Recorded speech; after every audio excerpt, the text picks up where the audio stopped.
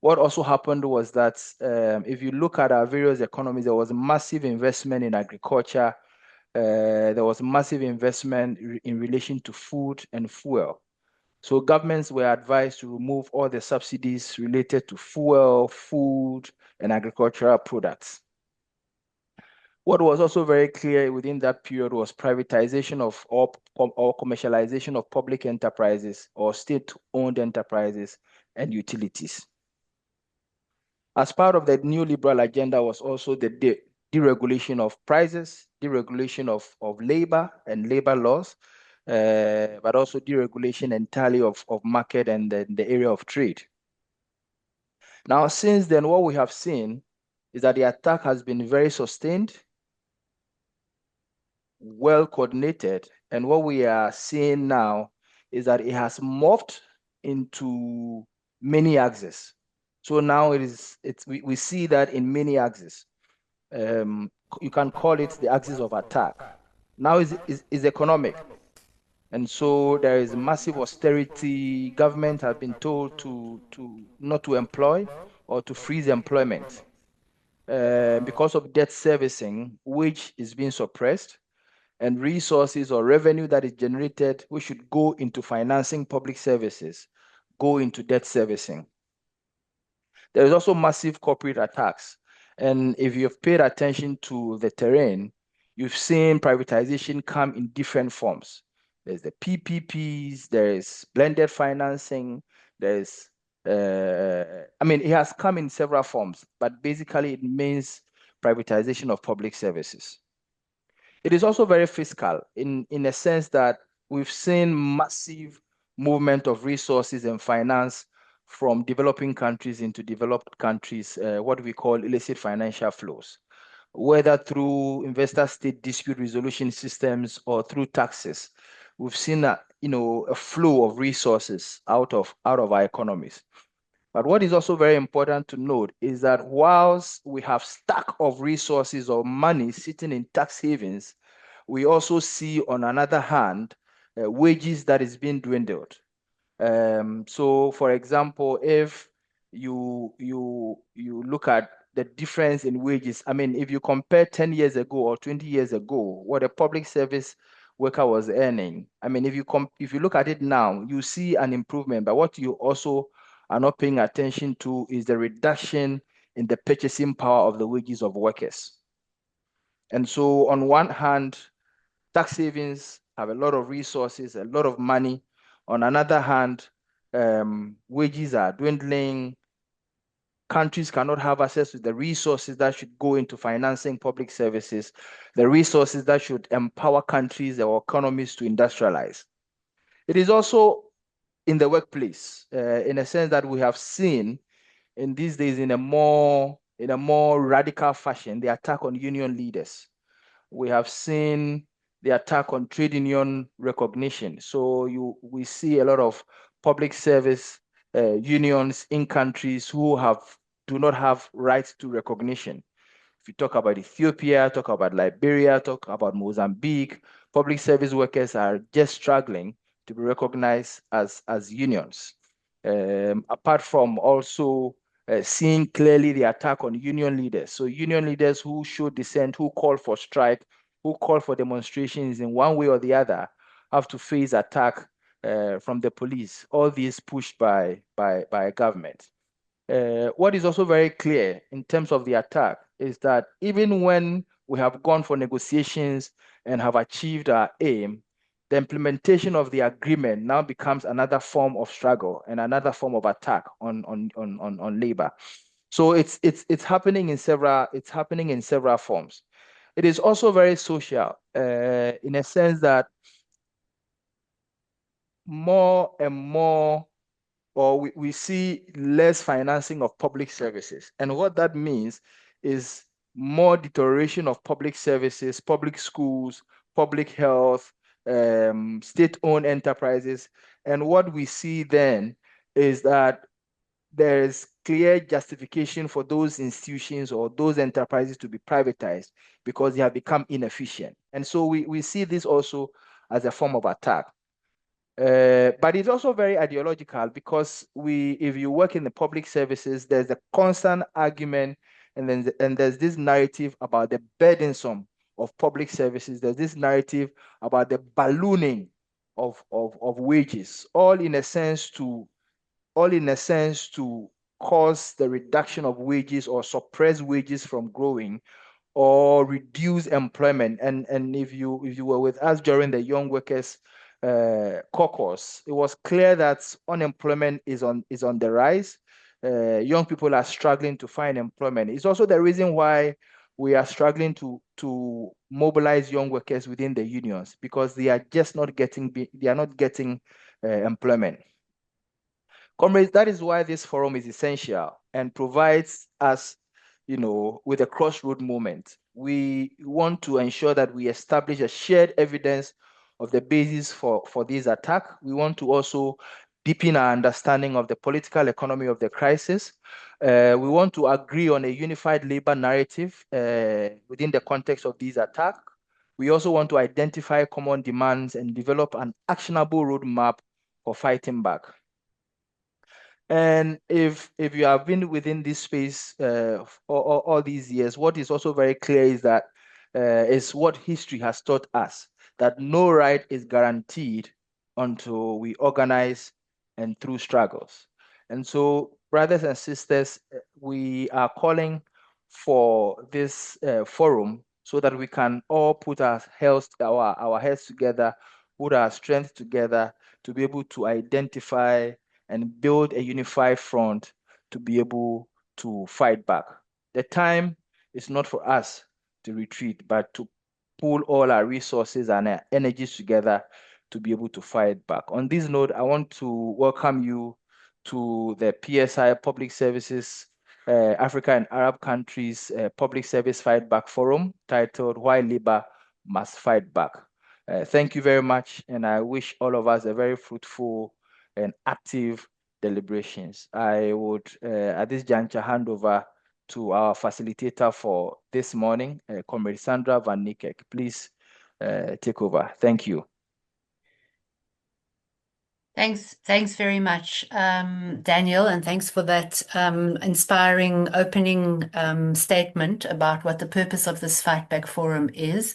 And what we hope to achieve out of this. Dineo, do you want to give a short goodwill message? FES has been central to making this Fightback Forum possible, and we are very grateful for that. And it would be great if you can take the floor for a few minutes. Good day, Sandra. Good day, comrades. Thank you very much for allowing me to have some solidarity remarks right now. And we're quite excited to be here. On behalf of the FES, Trade Union Competence Center, in particular from Sub-Saharan Africa, I bring you warm greetings and great solidarity. The public service unions are on the front line of the struggle against austerity, the struggle against precarious work, the struggle against debt-driven development and privatization. Across Africa, workers, of course, are paying the price for a crisis that they did not create, while debt repayments continue to take priority over investment in healthcare, in education, in public services, and in decent work.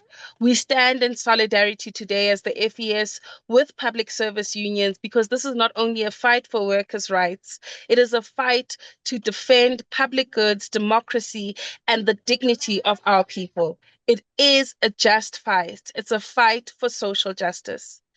At FES Trade Union Competence Center and the FES at large, we remain committed to strengthening worker organization, political education, collective bargaining, and international solidarity. We believe that only an organized, united, and strong working class can challenge inequality, advance alternatives, and ensure that this roadmap is implemented to place people before profit. The power remains within the working class unions to come together and to solidify the kind of roadmap that we need. We know that to build power, we need to be united. We need to stand in the midst of all form of hitbacks that exist within society. So our struggle is ultimately about building working power for a just society. Okay. Thank you very much. Solidarity forever. Solidarity. Thank you very much. That was a fantastic solidarity message. And as I say, we really welcome the support that we have from FES to build the struggle that we are all waging for a strong public service and workers' rights. So thank you very much for that and for all your support. So we're going to now move on to the sort of main session of this forum, which is going to be a panel discussion. We're going to have some questions and answers from 3 panelists, and then we're going to open up for debate and discussion, interventions, comments, etc. And we're really going to try and direct that discussion so that at the end of it, at the end of today's session, we actually come up with a very clear program of action that we can all rally around, that we can all sort of fight together in order to reclaim the public services, to reclaim and to strengthen workers' rights and the rights of workers who actually carry out the basic services that we all need in order to live. Our 3 speakers, we have first Danny Batosa, who is the General Secretary of PSI, and who's leading the fight from within PSI against the onslaught against public services and against workers' rights that we are talking about. Our second speaker is Aderonke Ige, who is the lead campaigner at Help Initiative for Social Justice and Humanitarian Development, and is also the chairwoman of the steering committee of the Africa Water Justice Network. She's a human rights lawyer, an activist, and a community organizer, working with movements at the intersection of water justice, climate justice, and women's rights. And then our third speaker is going to be Papa Kwazi Dankwa, who is the Director of Legal and Human and Trade Union Rights of the International Trade Union Confederation, ITUC. And before joining ITUC in 2018, he served as the Director of Legal and Admin of the Trade Unions Congress of Ghana. So those are going to be our 3 speakers. But before I pose the first question to the first speaker, we wanted to play a short video which PSI put together to highlight our struggle around public services.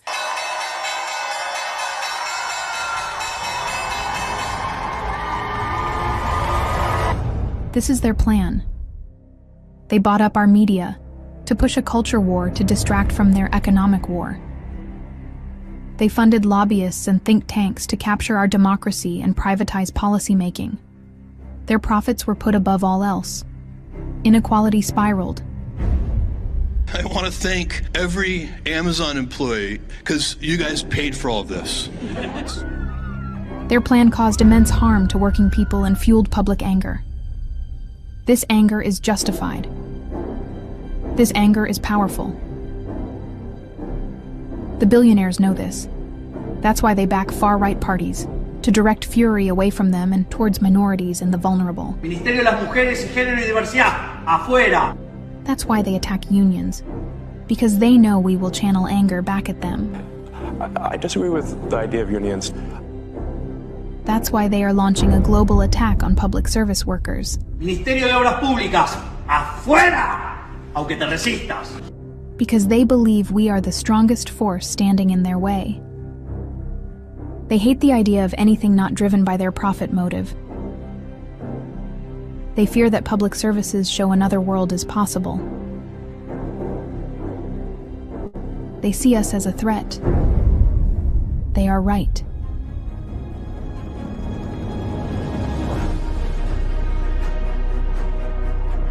Our unions are the strongest force defending democracy from sustained attack. Our public services are the lifeline for billions around the world whose lives are at risk. Our power through organizing workers is the only force capable of pushing the billionaires from power. This is a turning point. Decades of neoliberalism has eroded public trust and fueled the rise of a new far right that seeks to weaponize the state. The hour is late. The threat is real. What will we say when our grandchildren ask, "What did you do?"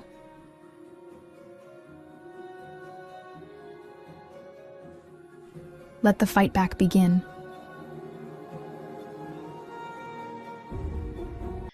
Thanks very much. And I hope that that's helped to set the tone for what we're going to be discussing here today. So I'm going to pose the first question to Danny Batosa, as I said, the General Secretary of PSI. Danny, can you tell us a little bit about the pressures that public services globally are currently facing and what this means for public service trade unions?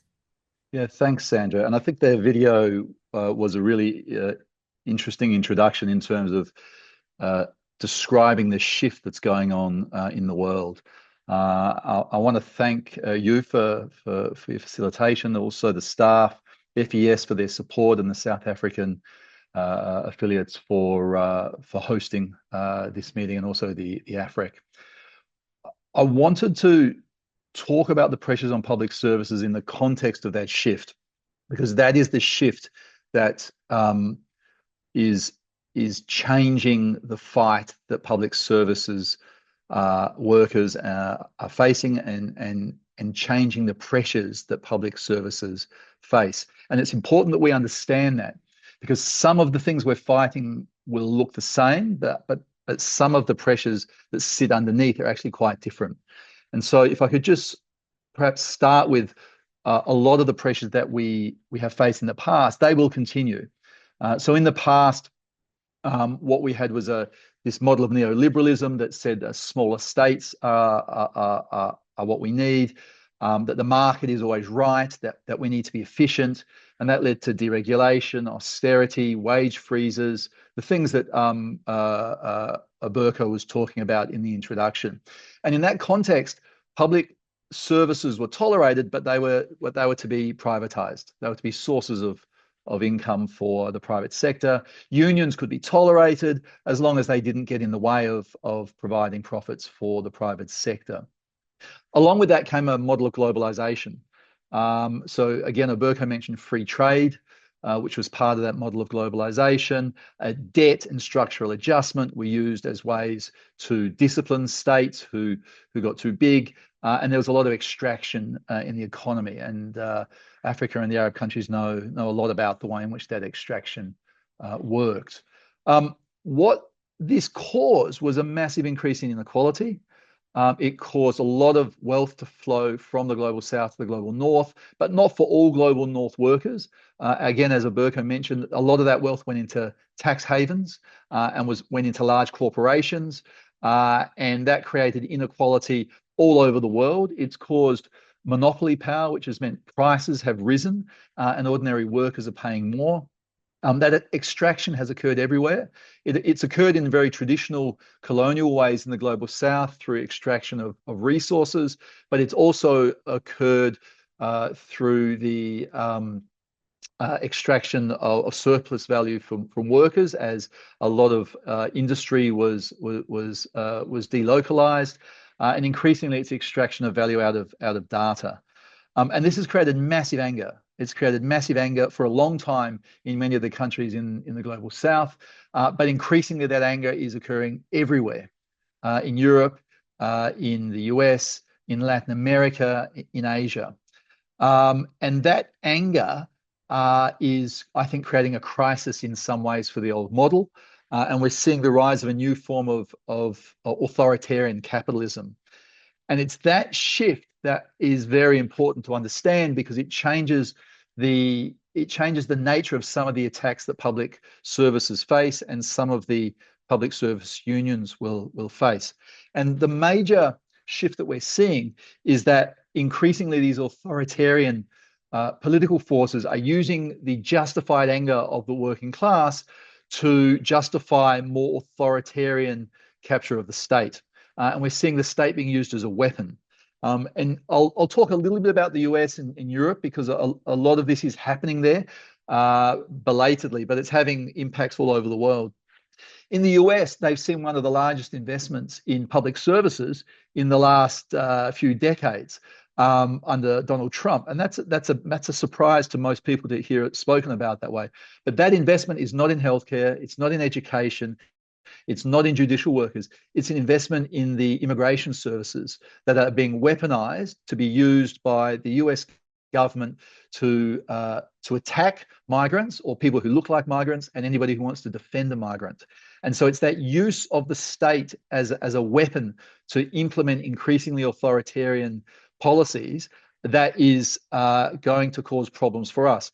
Because what we will see is our members increasingly being asked to do the bidding of authoritarian right politicians, and our members wanting to resist and coming to the union to help to push back against that. And that will make our members, it will make public service workers, and it will make public service unions a target. And in fact, we're already seeing that public service unions are being targeted deliberately as a barrier to control of the state by these authoritarian regimes. And you've seen, for example, in the US, again, you've seen Elon Musk being brought in to run this thing called Doge, which was basically an attempt to just cut drastically the state. And the unions resisted that, and the unions in the US are now being regarded as an enemy of Trump because they've tried to stop him, his increasingly authoritarian tendencies. We're also seeing a trend towards militarism. We're seeing sort of great power politics, and that will inevitably draw resources out of public services, away from our members, and into military contracts. And we've always seen corporations try to capture the state and get contracts and subsidies, but we're seeing that happen increasingly brazenly. They're not even pretending anymore that it's about economic efficiency. They're not pretending anymore that it's about trying to make public services better. They're very openly giving contracts to their corporate friends who are then funneling that money back into the political parties. And a lot of that's happening because there's so much chaos that they're creating that's not being noticed, or we're not sort of pushing back against it.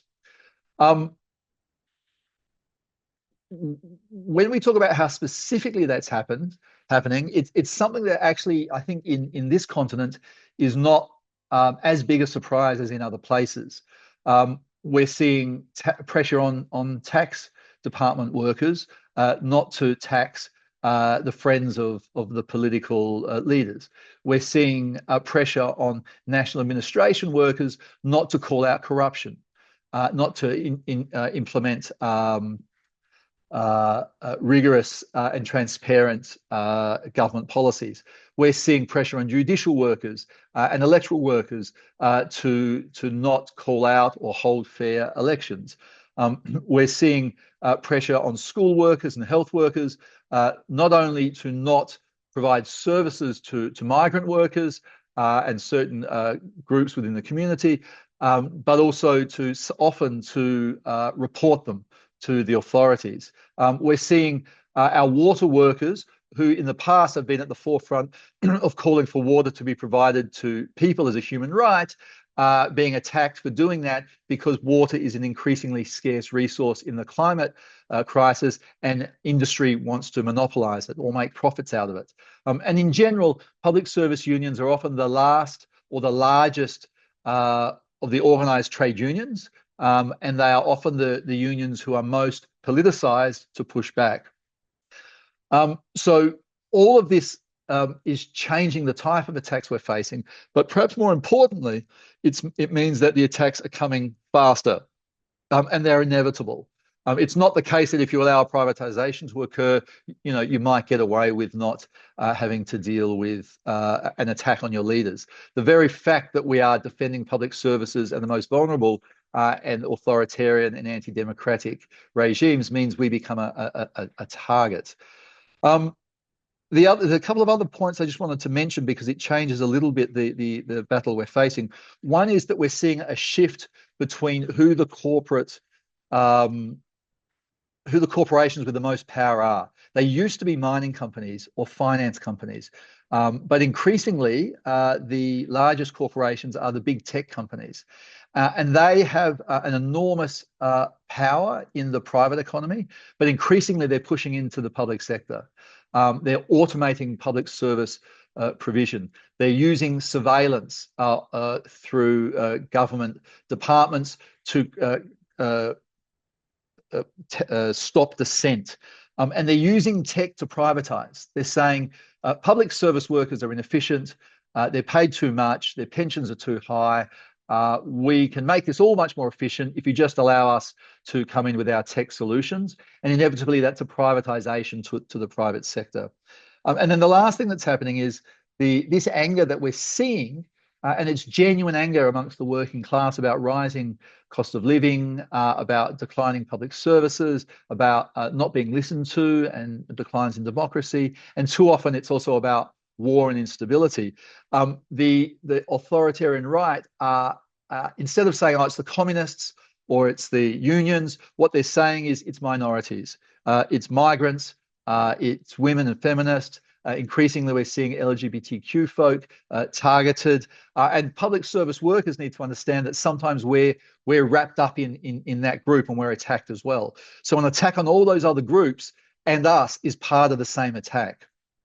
And they're called the culture wars in many parts of the world. I'll finish just with 2 points.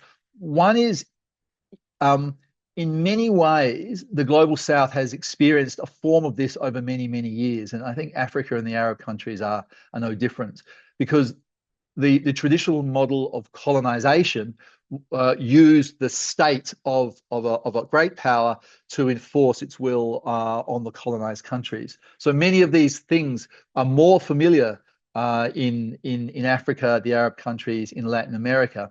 But I think what's important is that it's becoming normalized. There's not even an attempt to pretend it's not happening or to pretend that this colonization is in the interest of the colonized. It's becoming much more brutal. There's a shift in the ideology about in the way this is discussed, and it's becoming more universal. But I think there are some opportunities there, and I'll talk about them a bit later. But one of them is North-South working class solidarity. The last thing I'll say, though, on an international level, because it is important that we understand the international context, this is having an effect all over the world. We're seeing the countries that in the past had funded aid, in the past, the governments, cutting that. You've seen Trump and the European countries say it's now America first, or it's now US first, and they've cut a lot of the external funding. And that's had a devastating effect on a lot of the funding for public services and development work across the world. They've also cut funding to international institutions. So in the past, we've had the UN, or we've had the Human Rights Council, or the ILO. They are being cut. And so a lot of these international bodies that had the ability to supervise and to denounce at the moment are dealing with their own internal crises. And that's allowed a lot of this chaos to flourish. The other thing we're seeing internationally is the rise of sort of strongman politics. In amongst this chaos, we're seeing remilitarization and instability. And that plays itself out all over the world. So you're seeing the US government kidnap the president of Venezuela, and almost no reaction internationally, which is extraordinary intervention with almost no condemnation. We're seeing what's going on in Palestine, where the Israelis are involved in a genocidal war, and large parts of the world have been silent, or they've condemned it, but with not nearly enough force. We're seeing this attack on Iran, which was quite extraordinary. We're seeing the blockade of Cuba being ramped up. We're seeing the attack on Ukraine by a war of aggression from the Russians, simply because they know that Europe and the West are distracted, and they can do this with a fair degree of impunity. So we're seeing increase in instability, and I think it would be a trap in those circumstances for us to get caught up in, well, who do we align with? What we need is a class-based solidarity that says militarization, colonialism and imperialism is wrong under any circumstances, and the working class always suffer. And public service workers, we know, are on the front line of that. It's our healthcare workers that are being bombed and killed in Gaza. It's our emergency service workers that are being killed in these so-called double and triple tap attacks in the Ukraine. It's our workers in Sudan, our healthcare workers and our housing workers, who are often the subject of these attacks from the civil war. So we need to defend our public service workers. We need to defend democracy, but we also need to get prepared for the fact that in this new environment, the attacks can come very fast. Without warning, and they're no longer simply just because we're trying to defend our members and get them a little bit more money or protect their wages and conditions. That they're now coming aimed at us because we are structurally an impediment to the rise of authoritarianism. So I think that's really what our public service fight back campaign is about. And happy to take questions and talk a bit later, perhaps, about what we can do about that. Thank you very much, Danny. I think you've sketched out very clearly the kind of context that we're facing and the real challenges that we've got ahead of us when we layer both the sort of the 1980s attacks, 1990s attacks against the public services on top of what is happening now. And I think it is quite a dire picture. But I think we, as trade unionists, know that we never give up. We always carry on fighting. And we really hope that coming out of this meeting is going to be a clear way forward for us. So thanks very much for that. I'm going to turn now to Aderonke. And Aderonke, if you can tell us a bit about how some of the broader community and civil society struggles that are happening around access to quality services and for democratic governance of those services are unfolding, sort of perhaps connected a little bit with some of the challenges that Danny has been identifying as facing public services. So Aderonke, I'll hand over to you now. So thank you so much, Sandra, and solidarity, everyone. Thank you all for being here. I want to say thank you to Daniel for the great summarization, which has laid a very fantastic foundation for whatever I'm going to talk about. And what we are doing here today is, I think, first of all, a genuine step in getting to not just the crux of the matter, but also looking at every time that we say, when we fight, we win. When we fight, we win. If we are not careful, it very easily becomes just another slogan, because there has to be method to the fighting. There has to be method and strategy, even to the way that we approach, seeing that also this is an age-long struggle. It's not new. However, the demonstrations, the way it materializes, the evolutions are here before our eyes. And like Daniel was saying earlier as well, it's a lot of issues. Now there's the rise of the right. There is the idea that right-wing populism has become popular, and then authoritarianism is also taking a front burner, which we must not allow. And that's one of the reasons that these struggles are very critical. So I start by saying, directly to your question, Sandra, that we cannot fight what we have not properly diagnosed. And I think part of the diagnosis led us to this point where you can even ask me to talk about some of the community struggles or civil society struggles. I think it's a great thing that we have done. And I say that because we have found out that the confrontations of these challenges with workers today are or age long. They've been presented to us like they are isolated problems, but they are not. In fact, they are symptoms of interconnected political and economic models that prioritizes corporate profit over people, finance over care, and markets, and everybody who plays a role in that market has been placed over public good. So, and that's the reason that I'll tell a little story about Nigeria, and I'm sure a lot of us can relate, especially African countries that also went through the evil structural adjustment programs, which have also been demonstrated in new ways in recent times. It came as an idea of a reform. It came as this is going to be the saving grace that you have, but we knew that it was a lie.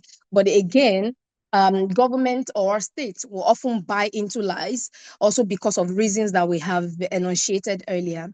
And this happened, of course, in Nigeria by the time that the military was going to be totally confronted and defeated. And that's why I said, like in many of our countries, I'm sure that many African countries and even South Asian countries went through the same phase. But something happened that became really significant and even critical to the point that we are discussing today. And what happened was that, of course, there had been resistance, there had been pushback, especially by the workers. So the labor force was very powerful, was very determined, but it was very easy also to deal with the labor force. Number one, there was the downsizing of the workforce. There was layoff, there was, all of that evil was happening. But then another thing that we didn't critically pay attention to was the fact that communities were also organizing, but in another form. It felt like they were fighting for another thing. It felt like theirs was a democratic struggle, while it seemed that the labor struggles were essentially for workers' rights. Then another strong body or strong group that we even realized was fighting was civil societies, and when we say civil societies, like NGOs, so, and the struggles also took another dimension. It felt like an ideological struggle. So you see, for the workers, it felt like, oh, it was a struggle for workers' rights. For the communities, it felt like, oh, it was a struggle for democracy. For civil society organizations, it felt like, oh, it was an ideological struggle. And then there was even another group that was very prominent, which would be the academic community, And the reason I started by saying that if we look at these issues as fragmented, also our responses would be fragmented. So while all of that was happening, a time came later, early mid-90s, when the idea came that all of these struggles have been phenomenal, but it was very easy to target the workers' union because, again, they could be laid off, they could be sent away, and so on. But then what was the idea that came? It was harmonization, it was synergy. That how about we synergize these struggles in a way that doesn't look as if what communities are fighting for are essentially different from what workers are fighting for, or what civil societies are fighting for are different from what these other two arms are fighting for. So it became like a tripod or tripartite arrangement wherein the struggles were connected, they were linked together. Whatever it is you are fighting might be different in maybe in manifestation, but it's essentially connected to what I am fighting. And that became the model. And that model became very successful. Not only was the military upturned, but now also the model that we have adopted. I remember when we started the water struggle, the resistance of privatization in the water sector in Nigeria, that became the model again that proved successful. Does this mean that there won't be challenges along the way? Not at all. Of course, there'll be challenges, which I will speak briefly about. But what I just wanted to bring out, the point I wanted to make in all of that is that public services are not failing because government suddenly forgot how to govern. No, they are failing because political choices increasingly favor private interest over public interest. And that is very much before our eyes. And we have seen that over time as well. Austerity, privatization, deregulation weaken the state's ability to guarantee rights. But then they know this. And that's what workers are fighting against as well, and communities. So the more we've been able to weave these narratives to show that your struggle is not different from mine, the way it affects you as a community might be slightly different. You might feel that workers' struggles are about, oh, workers' environment of work or workers' pay and all of that. But when you check, you see that the root of it also is a fight that will benefit the community in the long run. So across Africa, and I'm sure Arab countries as well, we are told that there's no money for healthcare, no money for water, no money for education, decent wages, and so on. Yet multinationals, corporations, they continue to record enormous profits. Tax abuse continue to persist. There's continuation of illicit financial flows, and debt repayments take precedence over people's basic rights. So when they have to make a choice, you see that they'll do debt repayment. They'll say, oh, we can for now, let's pend the rights of people, for instance. Now, there's the resolution of the United Nations that says, oh, water is a human right. But where has that taken us? So far, that is on papers, even for countries that have also become, that have signed the resolution, that have domesticated, that resolution and so on. So what we see is that trade union repression is not accidental. And that's what we observed, even as communities and civil societies. Restrictions on strikes, criminalizing protests, shrinking civic spaces, they are all strategies that are used to remove resistance against unpopular economic reforms. And that we have seen so far. Whenever government seeks to privatize public assets, you see they will suppress wages, they will reduce public spending. Organized labor becomes one of the first institutions to come under attack because unions remain one of the strongest democratic forces capable of mobilizing ordinary people. So that we identified. And now, what did we do? What we did was to realize that we need to have shoulder to shoulder sort of movement building. And beyond shoulder to shoulder, we also saw that there was a need from head to toe approaches or strategies to how we fight. So now, when I say shoulder to shoulder, what do I mean? It's a realization that the labor unions or trade unions cannot continue to fight like it's an isolated struggle. So what do we do? Is to say, how can we come in? We're already fighting battles also in different dimensions. How do we synergize? And that we have done in the water struggle, in electricity struggle. Right now, that is taking another shape in energy as well.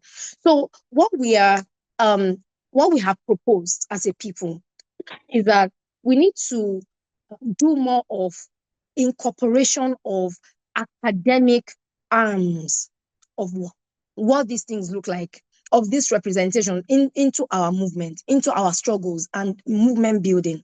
Movement building cannot continue to be too, I wouldn't say specific, it needs to be specific, but it shouldn't be maybe labor-oriented or community-oriented or civil society-oriented. There has to be that synergy to a point where it would not even be able, it would be very hard to distinguish who is fighting and for what, because the struggles are now connected, if you know what I mean in that sense. So it has to be across sectors. So it doesn't matter that the struggle right now is in the water sector, let's say in Ghana, let's say in Uganda, in Kenya. But then because water is essentially connected to climate, climate is connected to energy, energy is connected to healthcare, that is again connected to education. So how do we work across the lines of these intersections to ensure that even when we build movements, each sector can see their representation in these movements and then begin to fight according to what the need demands at the time. So these are some of the proposals that I have brought to the table to say that, yes, we are doing it, but we can do it even more. The same with our international solidarity. We have seen how international solidarity has continued to help us. And now we can do even more of that because, again, as we said, it began to look at a point as though right-wing populism was a problem of the West. But now we have also seen the manifestations and the implication that can have, even in the global south or in the so-called global south, and how strong man politics can become something that becomes fashionable, even though you don't see that in political terms, but it begins to translate in economic terms, in social terms, and even in the rights of our workers, in the rights of the communities and people in general. So, you see examples of where authoritarian regimes will come and say, oh, no work, no pay. So when you go on strike, that means you are not going to be paid. We have continued to see court injunctions, against trade unions, police repression, attacks on independent unions, and so on. And these are some of the ways that civil society have also been able to come in to say that these are our brothers and sisters in struggle. So as much as, yes, we don't work in public sector, but the public service belongs to everyone, no matter what that looks like, whether it's the service or the utility, it belongs to everyone. So one of the things we are pushing is public ownership.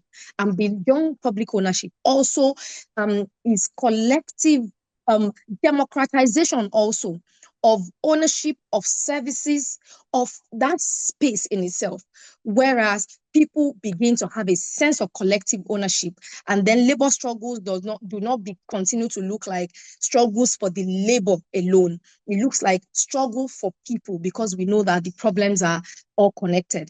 So I think the conversation will continue, but I will leave it there for now.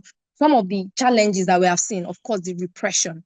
And sometimes when it feels like our brothers and our sisters in the public sector are restricted for certain reasons because they are easily targeted and victimized, that is the point that civil society needs to come in, even without being called. Because again, like we said, the struggles are connected, and therefore the fight and the resistance have to continue to be connected in a way that our solidarity cannot be broken very easily.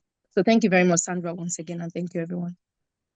Thank you very much. Thank you. That was a very powerful intervention. And I think you showed very clearly that even though the different groups, civil society communities, trade unions, might have, slightly different interests around different struggles, we can weave those struggles together. And if I can reflect back to the point that Daniel was saying, I think we need to be looking at weaving those struggles together around a class-based solidarity. And I think that is the basis on which we can move forward. So thank you very much for that. And I think we're going to come back to many of those issues that you raised. I think the last point you raised about the kind of attacks that trade unions and labor is facing, the repression, leads very well into our third speaker. So I'm going to ask Papa. He's going to talk a bit about why the right to strike is so important for workers, and particularly public service workers, and ask you to talk a little bit about the significance of the recent victory around the right to strike and how best to protect it. Because I think the failure, the kind of attacks rather on the right to strike have been a key weapon that have been used and utilized against trade unions and workers over the last while. So, Papa, if I can hand over to you. Thank you very much, Sandra.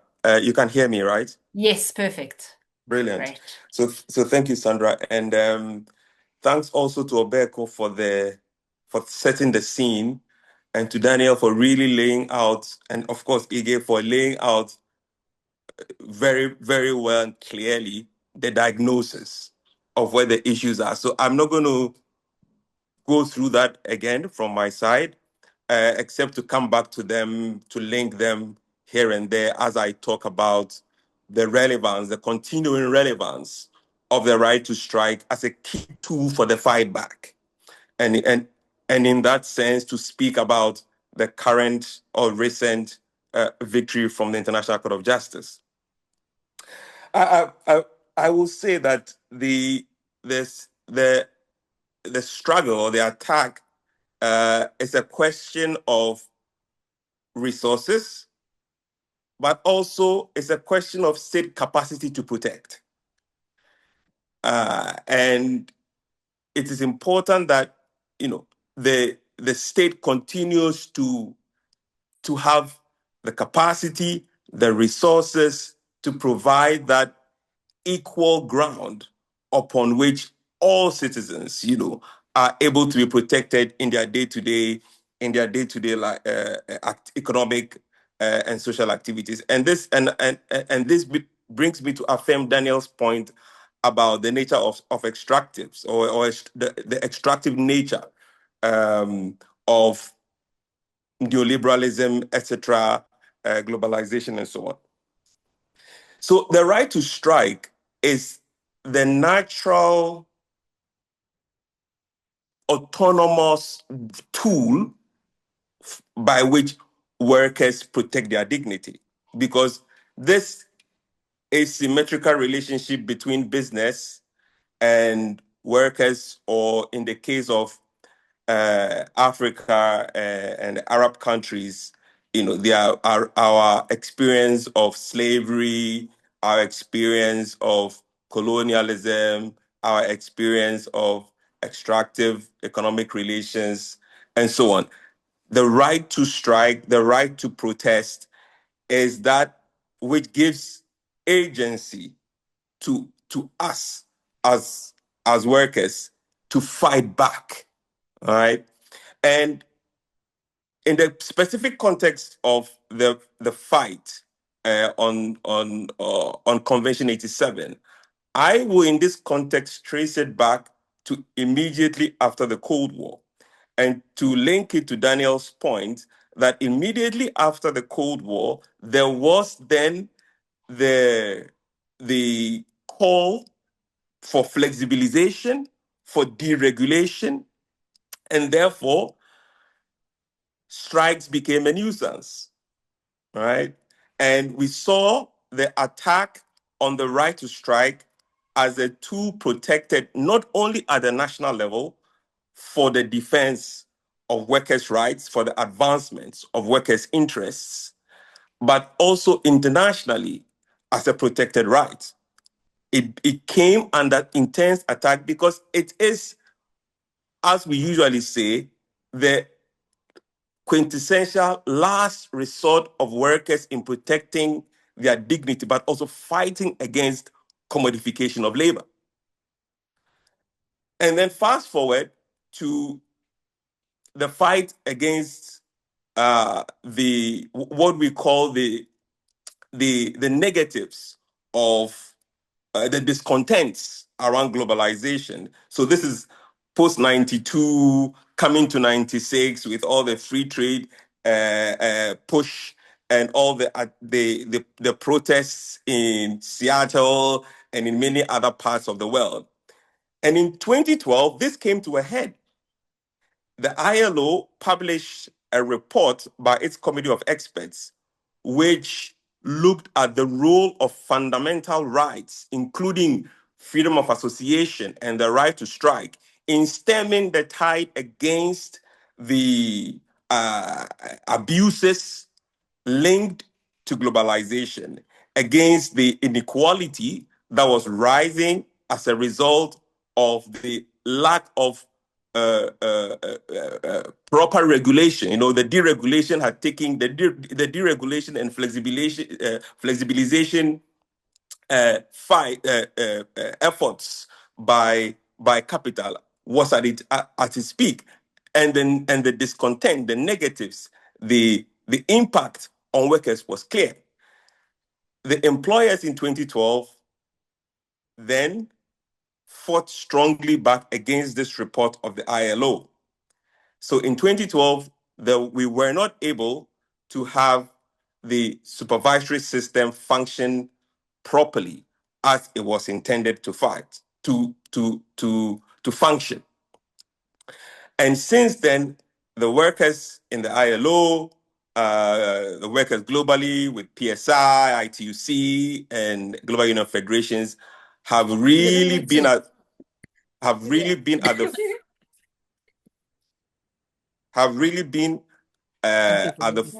front foot. 0772. Okay. Sorry, can we just There get is sorry about that. Carry on. no problem.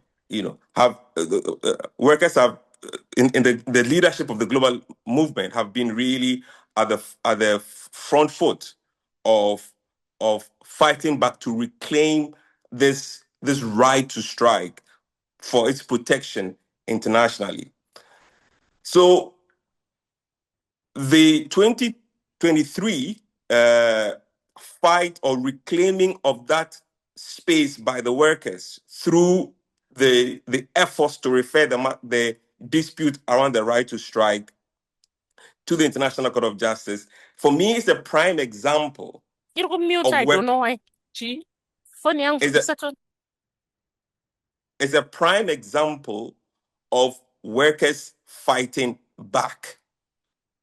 Public service workers, transport workers, all workers through the leadership of the ITUC fighting back to say, we will not sit down for this natural tool that gives workers the agency at the end of the day to fight back, to fall into emptiness. So we of course welcome very much the affirmation by the International Court of Justice that the right to strike is indeed in part or encompassed in freedom of association and is protected under Convention 87 of the ILO. What does this mean? This means that the fight goes back to national states, but also to the ILO. Because as all the earlier speakers have said, the fight for deregulation, the fight for suppression, the fight against deregulation, the fight against the suppression of labor and labor's just interests, is a fight that takes place through labor law reform, through national labor policy reforms, and so on. And so this gives us, it helps us to reclaim that tool that enables us to say, enough is enough. We take matters into our hands. We stop work and we demand dignity. We stop work and we demand rights. We stop work and we demand our just deserts. We demand our fair share of the contributions we have made. On the state level, on the collective state interest level, we say it is enough is enough. We want democracy. Enough is enough. We want capacity of state resources, the capacity of state institutions to protect the interests of workers. We want state institutions, labor market institutions to have resources to continue to provide a fair climate for the protection of rights, for the advancement of workers' interests. And in the context of the ILO and in the context of the protection of international human rights and the rule of workers in that regard, this means that the status quo is restored. It means that workers at the national level, when as part of the struggle to protect their interests, are able to bring matters related to the right to strike to the international level, to the ILO supervisory bodies for supervision of state action. We will, of course, continue to push this angle, this right internationally and through the discussions that we are going to be having in the ILO going forward in November. But I think our hands have been retooled with the affirmation of the decision of the court that the right to strike is protected as part of our right to freedom of association as workers, because without that, we lose agency. Without that, we lose the autonomy. Without that, we lose that single tool attached to our persons as workers that enables us to take matters into our hand and to fight for our dignity, to fight for social justice. Thank you, Sandra. Thank you very much. I think that's been a very clear and important laying out of why the right to strike is such a fundamental issue for workers and for the working class more broadly, and why the right to strike is such a fundamental tool that we need to be fighting for at a national level, at a global level. And I think we're going to come back to, and I think the issue of the strike is going to come up again when we're discussing the way forward. Are there ways that we can utilize the strike and other worker actions to take forward our fight for the public services? I am now going to give our so Danny, if I can come back to you, and I think both Adironke and Papa spoke about fighting back against this onslaught that we're facing. And I just wanted to open up the question for you of what you think the most effective way is for trade unions to fight back, and the question of who should we be fighting with, because I think who we fight with, who we perceive of as our allies, is a vital point as well. So Danny, if you want to make any points around that. Yeah, thanks, Sandra. I mean, my diagnosis of the problem does feel a bit daunting. We've got all the old problems of neoliberal extraction, plus we have this new trend towards authoritarianism. And it is, I think, going to be a very chaotic and unstable period, and probably for many years. I suspect it's decades before this is fully sort of this phase ends, which is daunting. But I do think there's opportunities. And when I look back at the PSI program of action 10 years ago, we were saying, oh, neoliberalism is bad, privatization is bad. We need to ring the bell and alert people that this is bad because people were not aware of it. Or as much as they should. Then 5 years ago or 7 years ago, when we had the next program of action, we were saying people are beginning to realize it's bad, but we need to work out what the alternative is, because if we don't provide an alternative, then there's the possibility we'll drift into sort of a more authoritarian right-wing solutions. And now we're saying we're drifting into more authoritarian right-wing solutions. We better do something about it. And that feels a bit pessimistic. But what I think we need to embrace is that the working class are angry, they're politicized, and they're wanting to do something. And that in many ways is an opportunity, because the question now is, what do they do? Who do they follow? What are the answers? And how do we make sure that we're not out-organized by the right? Because in many parts of the world, we're just simply out-organized by the right. The working class have realized they're getting a very bad deal, and they want to smash the system that's there. And because when people are angry, they don't give too much thought to it. They're happy to take the simplest or the most obvious answer. So that's really our task. I mentioned also that in many ways in Africa and the Arab countries and some other parts of the global South, this is not new. You've faced the weaponization of the state in the past. I wanted to say that it's easy to dismiss that as well, these changes are occurring in other parts of the world. They're now just experiencing what we've experienced. But I think it creates opportunities for new North-South working class solidarity. I think it makes it much clearer to workers all over the world what's going on, and that what the answers are, and how we must combine together. And I think one of the things it does is it means that the northern working class is becoming more politicized and more educated about the problems of the model of capitalism that it's built, in a way that not all of the working class had understood in the past. And I say sometimes that the northern corporations have colonized the South for 300 years, and now they're beginning to colonize their own working class. So I think that creates opportunities for more coordinated action. The point that Papa makes about the right to strike, I think, is really critical. Public service workers face more restrictions legally on the right to strike than any other group in the economy. And we need to take this victory and we need to use it to our advantage to ensure that those rights are defended and in some places extended. If a worker does not have the right to withdraw their labor, they're really nothing more than a wage slave.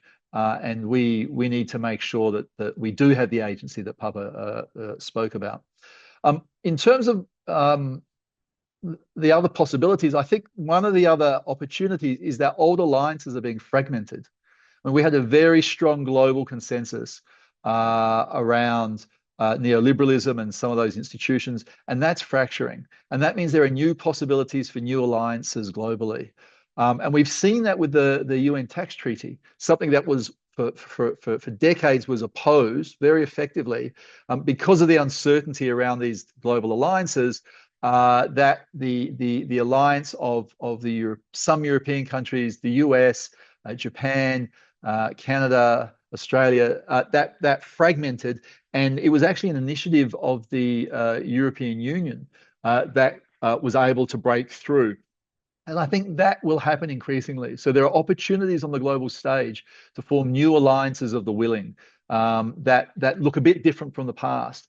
Because you did see some countries in Europe, Spain, you saw Norway, you saw some other countries in the north joining in and supporting that. We've seen with, for example, what's going on in Palestine. We've seen, again, Spain joining with Mexico and Brazil to oppose that. So I think, you're seeing reformulations of some of these global alliances, and I think we all need to be supportive of that process. In terms of what we specifically need to do, I mean, we need to organize our members. I mean, that part has not changed. And unions need to get better at organizing their members, getting more members in and being able to educate and mobilize them more. And that's why PSI is pushing into organizing and supporting our affiliates to organize. We need to educate our members as to why this is happening.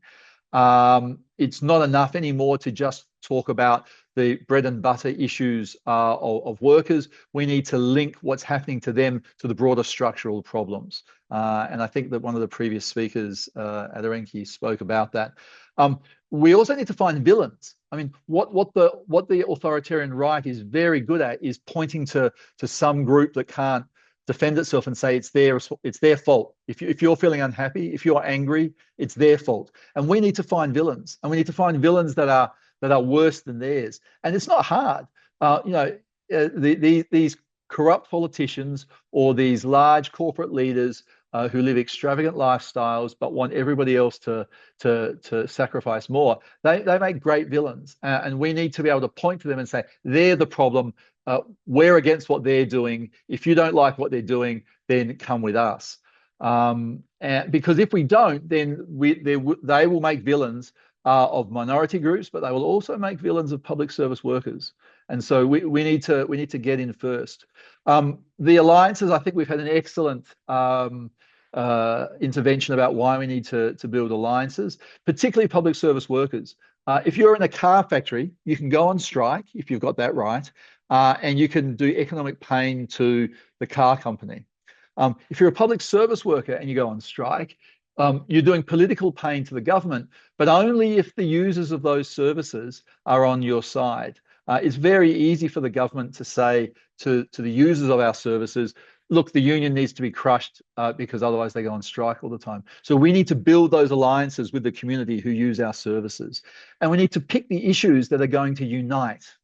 I was talking to a firefighter just yesterday, and he was saying, we don't get paid very well, we've got precarious work, but he was also talking about the fact that with the climate crisis, they have to sleep at the fire station, and they have to sleep in a building that's getting hotter and hotter and hotter, and they can't sleep.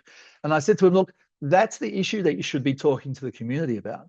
You need to say to the community, if your firefighters can't sleep at night and get called out to save your life or stop your house burning down, and they make mistakes because they're not sleeping well, the population is in danger. So you need to pick those issues to build those coalitions, because once the community is on side about the importance of firefighters having good conditions, it's a very short step to, and by the way, we need to be paid and valued and respected. The community will support you in that if they feel like you're on their side as well. So it's more than just alliances. I would say sometimes we talk about building alliances, but I actually think the word that was used, which is movement building, is more important. These can't be alliances that come together over a single issue and disband. When you build them, they're around issues that unite, but they must be embedded in our political movements. We need to be movement building. And PSI has been doing that for a long time. I said about the anger, I think we need to ensure that the anger, as unions, we can't be painted as elites. We need to validate the anger of working people and communities and minorities. If not, we'll just be associated with the elites who are defending the status quo. And that's a real risk for our leaders, is as we defend public services, we look like we're defending the status quo. So we've got this really difficult balancing act where we're saying public services are being destroyed and your lives are getting worse. You're right to be angry. The way we need to fix this is by changing the economy, rebuilding quality public services, and making sure everybody has a democratic role to play in that. So we've got it. The moment we start telling people they shouldn't be angry, we're painted as the elites that are part of the problem. And that includes young workers. I mean, we're seeing all around the world young workers leading revolutionary change, and then they get the change happens, and then it's not transformative as we expect it to be. We were in Nepal when the young people led a revolution there, and one of the first things that the new regime is doing after the new elections is cracking down on trade union rights. And so and that's because the young workers thought that the unions were part of the elites that they were against. So we need to reach out to those movements and show that their anger is correct. We need to pick the issues that unite and not issues that fragment, and they're often economic issues, and picking those issues is really, really important. We need to do international coordination. We know that the right is doing that. One of the reasons why we speak a lot about the US and Trump is that there's a lot of money in the US that is sent out to the rest of the world, sent out to African countries, sent out to African NGOs, sent out to Latin American NGOs to foment alternative right movements. We need to be doing that international coordination, and PSI is in the middle of that. And we need to prepare to fight. One of the things that PSI is doing is more and more work around protecting our leaders. Fighting is risky.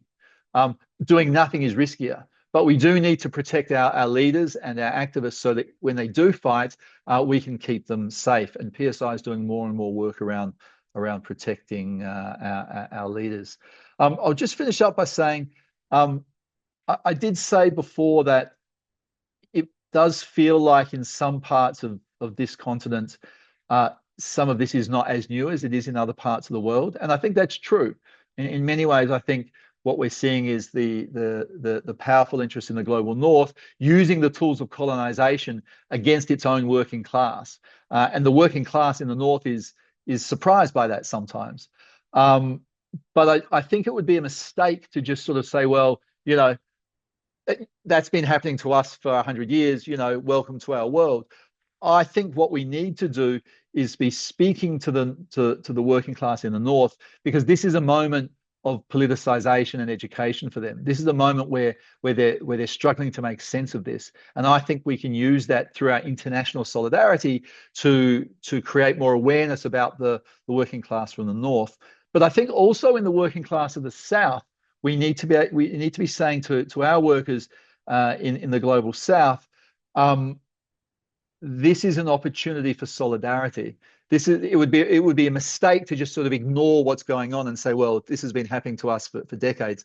It's an opportunity to build bridges across working class communities, to build a proper international movement based on solidarity.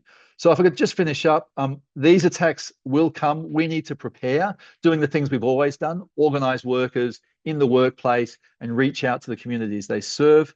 Public service workers and public service unions have a special place. We're the ones that provide hope for a better world. Producing more Coca-Cola is not going to provide the hope that the working class needs. Producing more care work, providing clean water and reliable electricity, providing good education for our children and healthcare for our families and our elderly. They're the things that create hope for a better world. And public service workers have a unique role in creating that hope. But we're also often the largest unions, and we're the largest unions that are able to stand up. So we have a special place in that movement building. So the time's now. We have a special place, and we need to have more international coordination and North-South solidarity. But what underpins all of that is being there out, organising worker to worker, having the conversations, going worker to worker, workplace to workplace, company to company, and community to community. That's what's going to make the change, and we need to do more of it and faster. Thank you, Daniel. That was great. That was, I think, very inspiring and a very clear set of issues that we can look at how we can rally around and build into a coherent program of action. And I think that's what we're going to come to at the end. Before we move, before we kind of come to open up for discussion, I just wanted to give the opportunity to Aderonke now. If you want to come back in, I think you've spoken about the kind of importance of connecting worker and community struggles, movement building, finding common issues.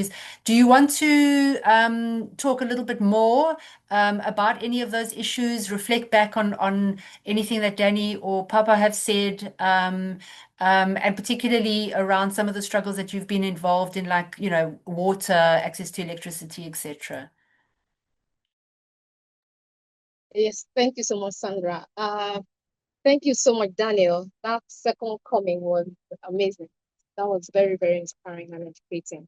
Yes, Sandra, I'll just speak briefly, some of the points that have been made, but then just to make it maybe succinct, and in terms of even action planning, what does strategy look like? Sometimes it feels like a big thing, but it's actually in the little things. And I'll draw from my example as someone working closely with communities across Africa on water justice, especially, and other intersectional issues. And I've learned that when people or when public services fail, communities don't experience them as abstract policy failures. So for instance, in the what does it look like in the water space? Women work farther to collect water. Young girls have to miss school sometimes to collect water. When there's no access to water, or the kind of water available is bad, or even, let's say, water is grabbed by the powers that be in a community, and then women have to ration water for their, let's say, menstrual hygiene and so on, it leads to health problems. So those are some of the examples, and these are some of the ways that communities experience some of these things called policies. So they are not policy failures to them. Health workers, for instance, will face impossible workloads. Now we have seen an exponential increase in health workers migration. What does that begin to look like for even our health sectors? What does the public health condition look like for the average worker? Teachers begin to manage overcrowded classrooms. Informal workers, for instance, they begin to absorb rising costs. Young people will begin to lose hope. So those are the ways that some of these so-called policy failures materialize to the average community person. And that's why I would tie it back to the point Daniel was making as to how do we then present the issues in form of education beyond, we want to build alliance, fantastic. But beyond or farther than that alliance is also the place of the understanding.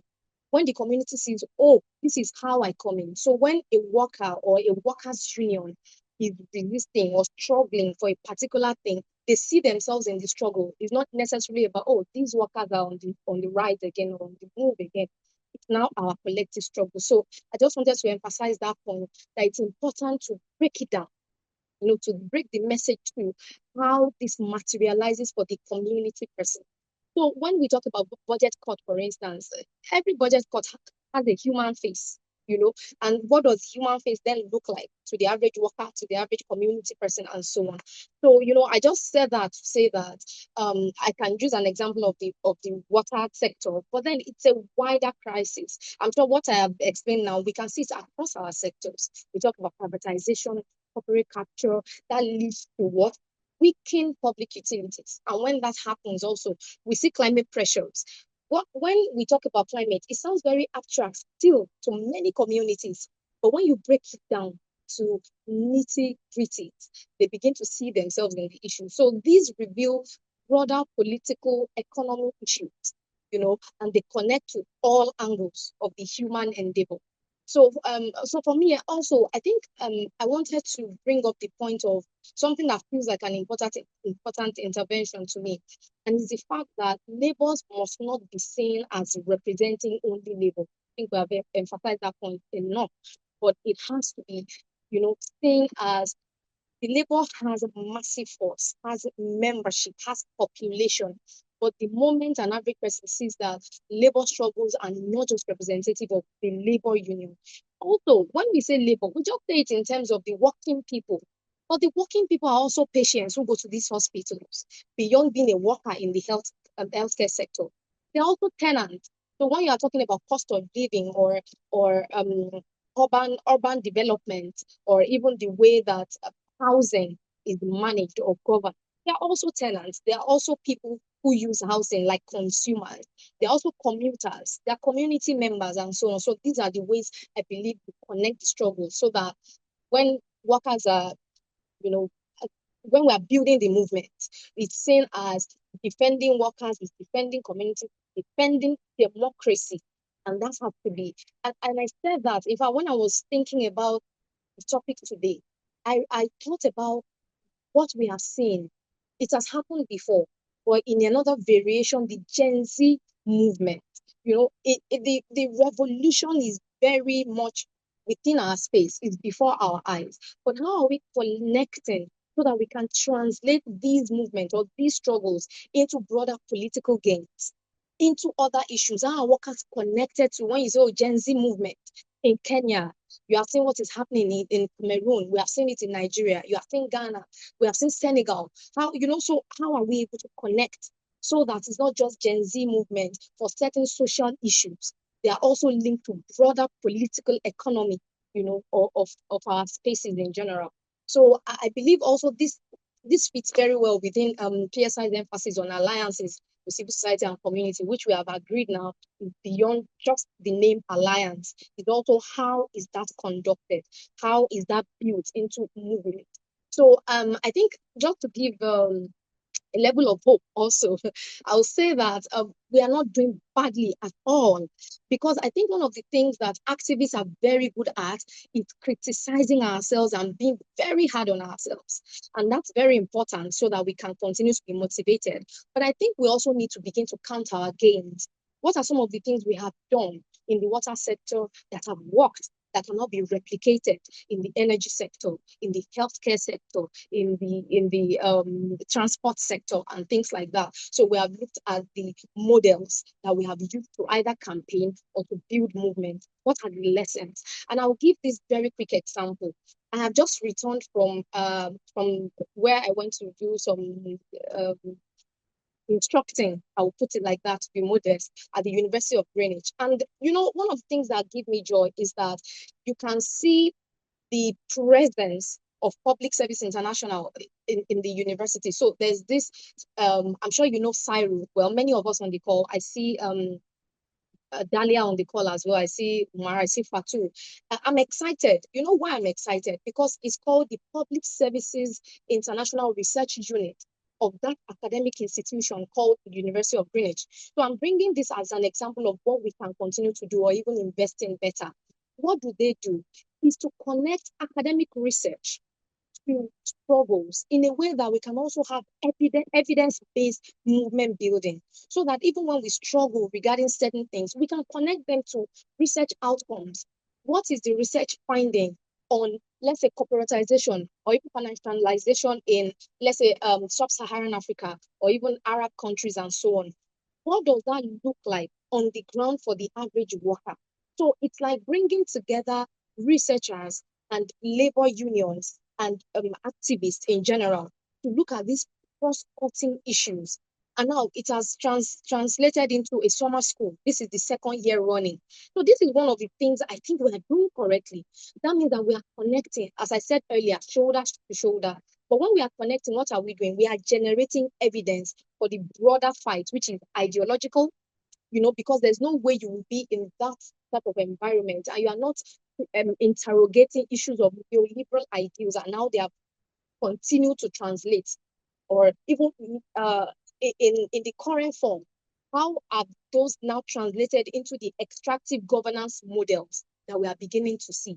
And then, so that we don't go home as hopeless people, what can we take from there in terms of building a more effective movement for public ownership? And when I also say public ownership, I always like to emphasize that it doesn't end at public ownership. There's also the issue of control. There has to be democratic control. Because again, public ownership does not automatically mean, oh, we have succeeded. But that is a step. And something, I'll piggy it back to what Daniel said. There's something that is critically important, and I think we are beginning to get that correctly. And it's the issue of fighting back versus, okay, no, let me put it this way, being reactive versus being proactive. So it is very important to be reactive, because sometimes also the way these problems or challenges manifest, we don't have a choice, we react. But again, in terms of building models that can be worked with, okay, privatization is evil and we don't want it. We already know everything it represents.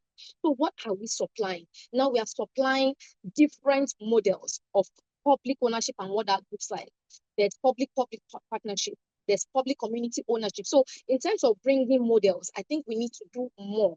And when I say do more, it's just to be able to have things to work with, things that we bring to the table in terms of policy ideas, or even shifting the narrative. And talking about shifting the narrative, I think is very important, because a lot of negative narratives have been paraded, either about trade unions, or even about struggles, or what has now evolved into movement. And when these narratives are being paraded, we also have a role to play in terms of bringing our narratives and discrediting whatever they are cooking. And that will look like when they say, oh, public services are too expensive. That's where we go back to our research to say, what do you mean it is expensive? This is a research outcome that shows why exactly it has to be funded, and how it can be funded, and why it is not expensive, and why it is a deliberate attempt of the market to discredit the public and then say it is expensive. So for instance, our narrative will now read something like, public services are investments in equality, investments in resilience and democracy. So what exactly is expensive is inequality. It is lack of resilience. It is undemocratic governance or ownership. So that is us shifting narrative. So that's something I think we can also do very much better. So in terms of producing evidence as well, this conversation we are having, for instance, everything that comes from it is an evidence. It's a potential evidence, that we can use to counter narratives and so on. And I hope we can actually categorize on that. So I think that's all I have to say for now, but I will just say also that the question before us actually is not whether or not, as African countries or Arab countries or even countries across the globe, can afford quality public services. The real question actually is whether we can continue to afford an economic model that systematically underfunds us while enriching a few. So you see how we are turning the narrative around. Our fight back must therefore be bigger than wage negotiations. So far they have been, but we have to continue to emphasize that. It must be about reclaiming democracy. It must be about rebuilding public institutions. It must be about defending public good and restoring the social contract between states and the people. And in the middle of that, we see the workers, the working people. Therefore, we cannot continue to be shortchanged and then expect that democracy somehow will find its way and work itself out. No, it doesn't work itself out. And that's the reason that this synergy is a must. And the future of organized labor depends not only on defending workers in workplaces, but also on standing alongside community, as we have emphasized so far in the defense of public services. And I know that when we fight again, we win. But we have demonstrated that it's not just a slogan, it's something that is doable and achievable. Thank you so much. That was a bit much, but I hope I managed to pass the message. Thank you. Thanks so much, Aderonke. I think your kind of on the ground experience around these real struggles around water, electricity, and working together, sort of, research, mobilizing workers, working with trade unions, working with communities. It's an invaluable experience, and I think it really gives us a lot of insight and inspiration for how we can move forward. And I really want to emphasize the 2 points that you've made, that I think Daniel's also emphasized, is this movement building, the importance of movement building, and the importance, I think, that you've been talking about a lot, is the onus on us to turn the narrative around, and to kind of talk about it from our perspective and our what we need and what we want. And I think that that's going to be really important. I'm going to give Papa a last, if you can try and keep it a little bit short so that we can open up for discussion. But if you want to add anything more about some of the general attacks that trade unions are facing, Papa, you're very welcome to do that. And then we'll take a short break and then come back for discussion. No, Yeah.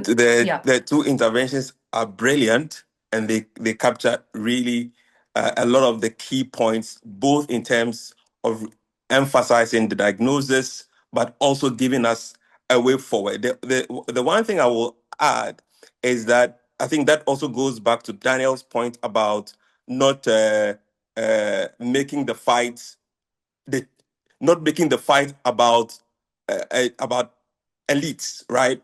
I mean, that we don't come across as elites, yeah. So in the fight, and I think in that regard, it is important to capture the tool of the right to strike, not as a tool for us to. I think that's the same point both made, huh?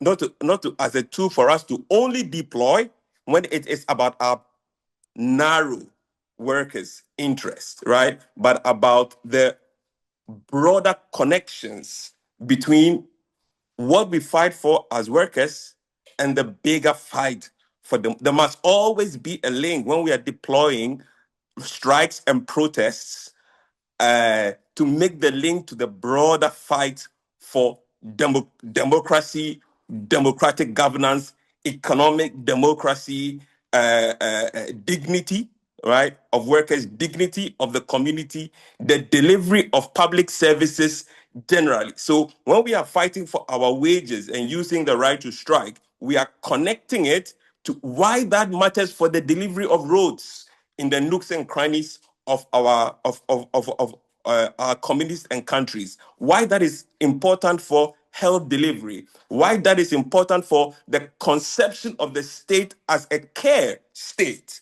in delivering public services. And I think that is really important, more so now in the geopolitics that the world is facing, in the 100 years since the First World War. So I wanted to bring that in because this is really important in fighting forward. Thanks. Thanks very much for that. And I think that those are important additional points that you have added, and that adds to our understanding of how to take this fight back. There have been a lot of comments already coming in the chat, and we will be taking note of all those comments. What I wanted to suggest is we take a 10-minute break now, because you've been sitting and listening for a long time and maybe you just need to get up and stretch your legs. When we come back, I'm going to open it up for everybody to participate. We've kind of been framing it around two sort of diagnosing the problem. So on the one hand, we need to diagnose it accurately, but then very importantly, we need to say, what is the way forward? What do we think we should be doing? How do we think we can be moving forward? So when you're thinking about interventions you want to make after the break, think about those two areas. Is there something you want to add to the diagnosis? And what can you contribute to how we can take this forward?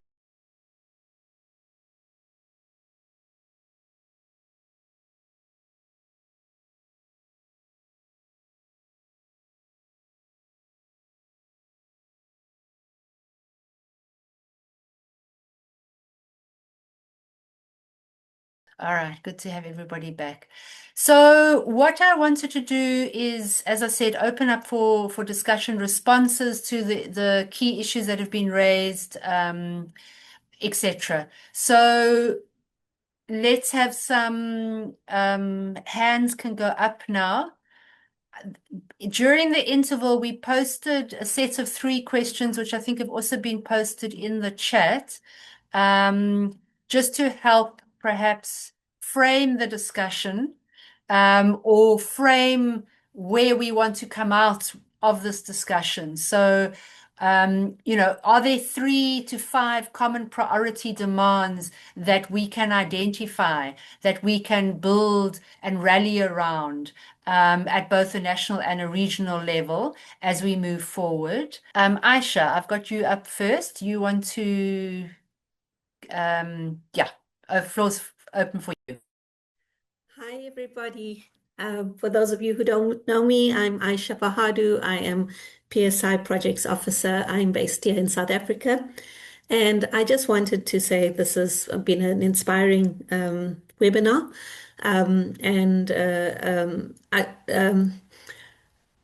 The idea that we need to fight back really needs us to work together and come up with strategies of the fight back. And I really agree that we need to have counter proposals, but we also need to react and push back against what is coming.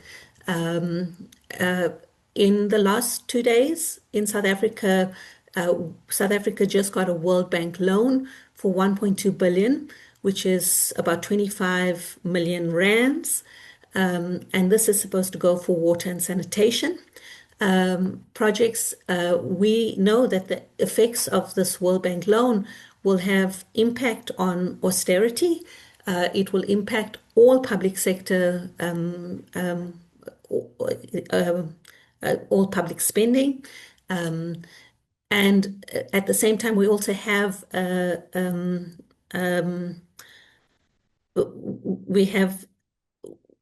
this push now to privatize water and sanitation. So it's here already. We need to have ways that we're looking at monitoring and working on that together.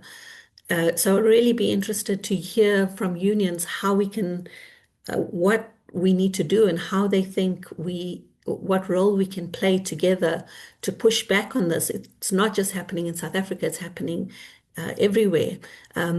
We also see things that look very positive on the face of it. For instance, recently Morocco has adopted a national care strategy. And in a country where there's very low levels of women employment, they see this as a way of creating employment. In that strategy, as they're pushing forward and working on that strategy, we need to make sure that those jobs consider care as a public good, that we look at creating public services around care, and that strategy also creates decent jobs for and improves lives of women workers in Morocco. So there's that's just this week. There's so many examples, and I'd really love to hear from our unions what they think we can do to work on these issues. Great. Thanks very much, Aisha. And I think it's very important that we are looking at those very concrete examples. And often, as you say, those concrete examples are country specific, but are actually, happening in much broader than that, in a sub-region or a region. And we can mobilize around those. Emilia, I've got you up next. Emilia Mills. Hi, good morning. Thank you very much, Sandra. I'd want to, first of all, thank the speakers for such an impactful session. My name is Emilia Mills. from the Public Services Workers Union of Ghana, the National Youth Rep. So I'm grateful for this session because it seeks to remind us of the persistent nature of exploitation, the impact of neoliberal policies and capitalism on workers, and why we need to continue to fight and not relent. And I very much key into Daniel's comments on us being the hope of the world, because we kind of set the standards, especially for most people who are not unionized, even in the private sector. As our successes become precedents that the people follow. I personally have a sister who happens to work in a sector that is not unionized, and she's always concerned about what our union is doing, what next, what is TUC doing, because whatever we are able to achieve, it ripples down to them. It's like, especially let's say salary negotiations, if TUC is able to negotiate a percentage, it kind of, that is the standard that their institution will also use. So it looks like we have a huge responsibility on us, because a lot of people rely on us setting the standards, and it might not actually reduce exploitation, but eliminate it, but it might reduce it. But one thing that I find interesting, I wish that, especially for African unions to need to focus on, is on the issue of climate change and environmental degradation, and even though it talks about the use of fossil fuels and its impacts on the working class. And it looks like Africa, or the thing that we are picking up for our leaders, is like, it feels like we think that we have come late to the table, and it's now our time or our turn to enjoy from the exploitation. So they're not really interested in talking about that. And I feel like maybe we could look at that, because if you look at the global north, there are a lot of unions that have offices for, or officers in charge of climate change issues, but you don't see that in Ghanaian unions and all that. It just proves to show that we are not so concerned about that aspect. And so perhaps we need to be proactive. We shouldn't wait for things to become dire, as we are seeing everywhere, before African unions then join the discourse on how we need to fight these things. In Ghana, we currently are seeing the effects of illegal mining. We term galamsey on the entire populace, and something that we need to be at the forefront of. Another thing that I think cuts across from what we are saying is about the issue of privatization of public services, and I hope to see more collaboration and alliance with other unions to see how we can fight that. Here, there are different names, private, public partnership. They come in different forms, but at the end of the day, they are the same thing. And one other thing that I might be, of course, as a youth, I would want to talk about unemployment and migration.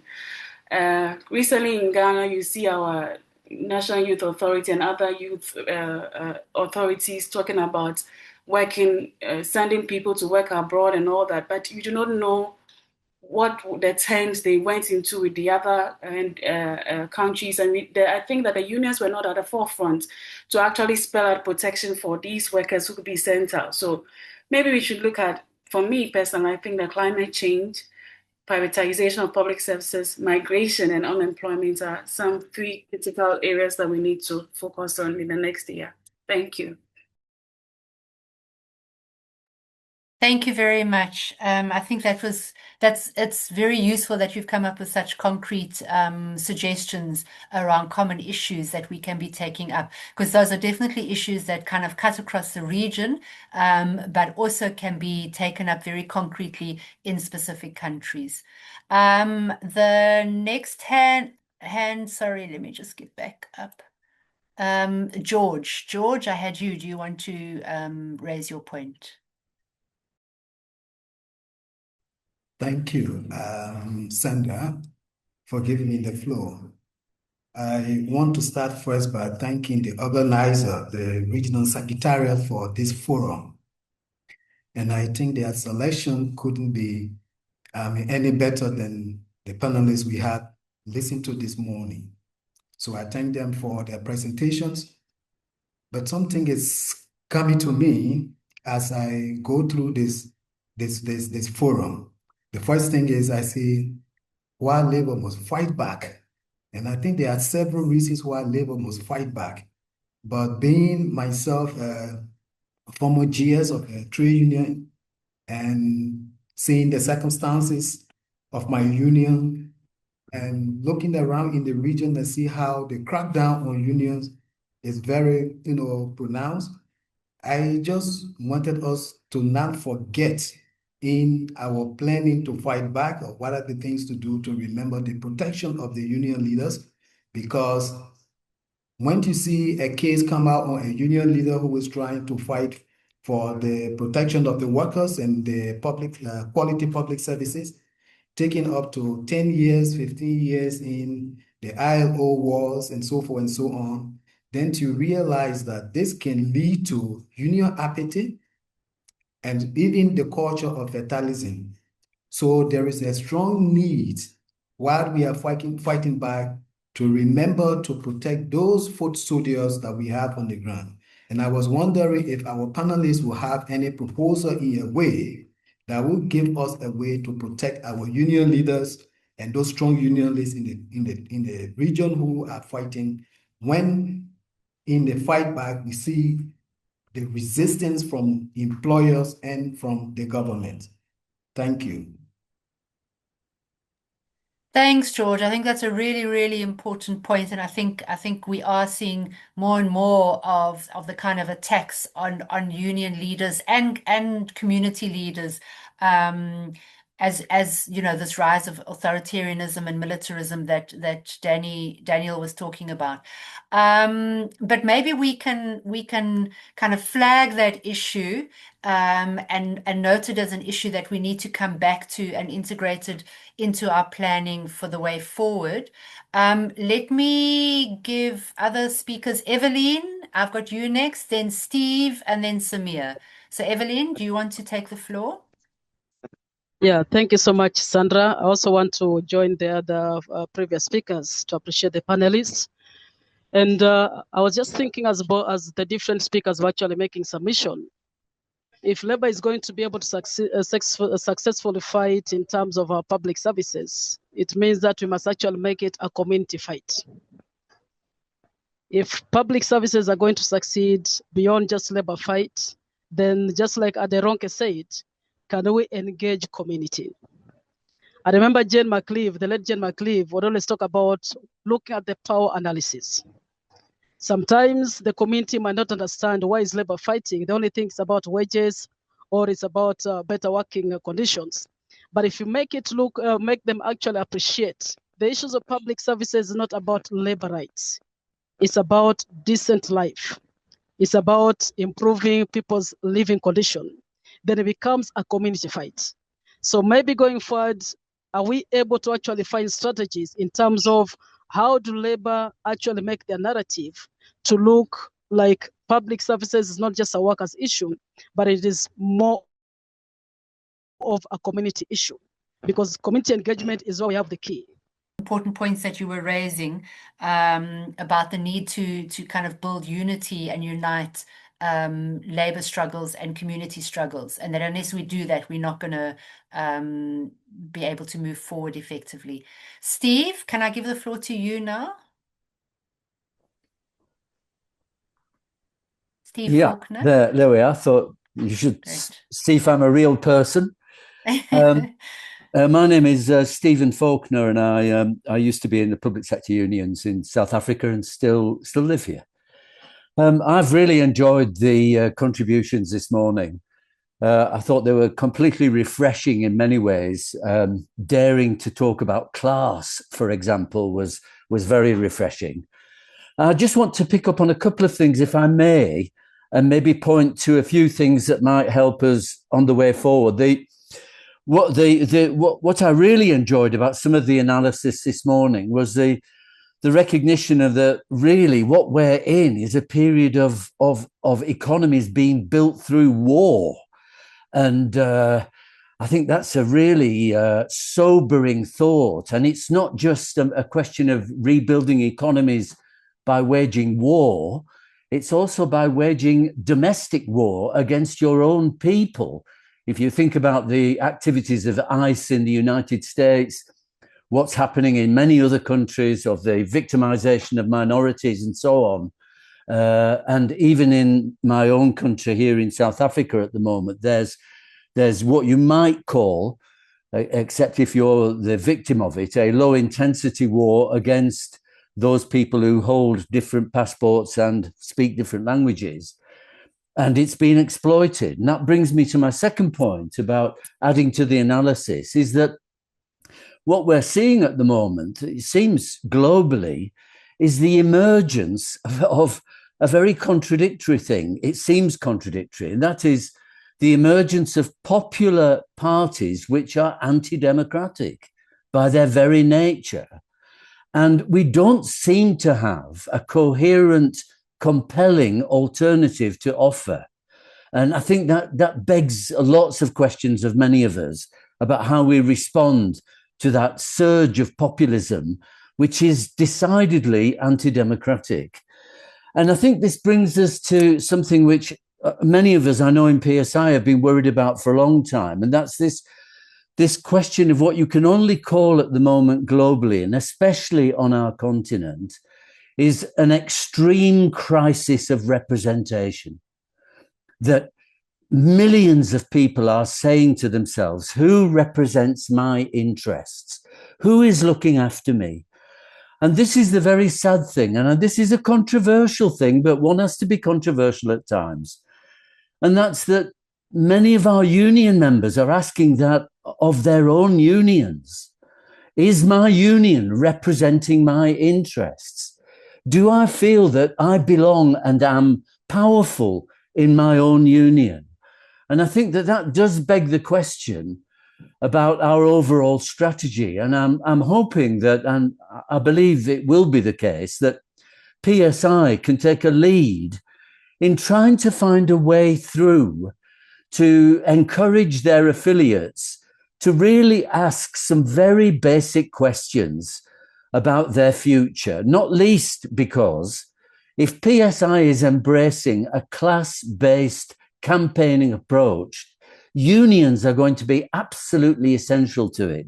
But if those unions are not class-based themselves, and what I mean by that is worker-controlled and democratic, then they're going to be bypassed and will be an obstacle as opposed to a solution.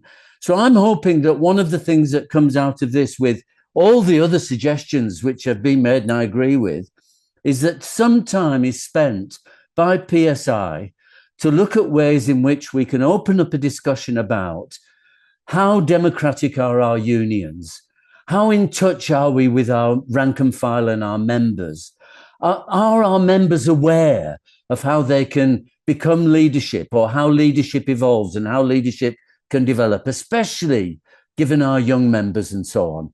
And, you know, the whole idea of democracy audits inside unions to look how effective they are, I think could be a really helpful tool to contribute to our overall struggle. And then just a little last point, and I'm being mischievous. If PSI does embrace a class-based approach to campaigning, I'm afraid you're going to be accused of the S word. And I don't mean sexy, though probably many of you are. You're going to be accused, as Mamdani was, of being socialists. And I would say to you all, don't be ashamed or afraid of being called socialists. Embrace it. And let's redefine what socialism means, and that it's very different to the very weak social democratic that we're seeing emerging in my old country in Britain. But anyway, food for thought. Keep on, comrades. It's really great discussion. Thank you very much, Steve. I think some really pertinent points that you're raising, and that we need to build into our program and our way forward. And I think, I think that point that you make about making sure that our union is our home really resonates. It's got to be the home for workers. It's got to be where workers, all workers, feel at home, and that is under worker control and democracy. So thank you for that. And I think it links in very strongly to the point that Danny was raising earlier around the kind of basic importance of organizing and movement building. Samir, you go for it. Thanks, Sandra. Give me the opportunity. And like my previous, I would like to thank the panelists, the way they can you raise your volume a little bit? You're quite faint, unless that's just me. Can you hear me? No, actually, we cannot hear him Yep, as interpreters. we can hear you. Let me get a little bit closer and probably. It's so low. The volume is so low. So thank you. The way they diagnose the problem, provide the solution, the urgency, and the commitment from PSI leadership. That is really excellent, and it's really confirming and affirming, the fight, the struggle, and also giving us a hope that we're gonna win. I don't have any question about the diagnosis. What I could probably, I'm excited also. I came after Stephen, the way he raised about representation issue. But one of the things I think, and we are as PSI also taking a step, is organizing. Right, organize.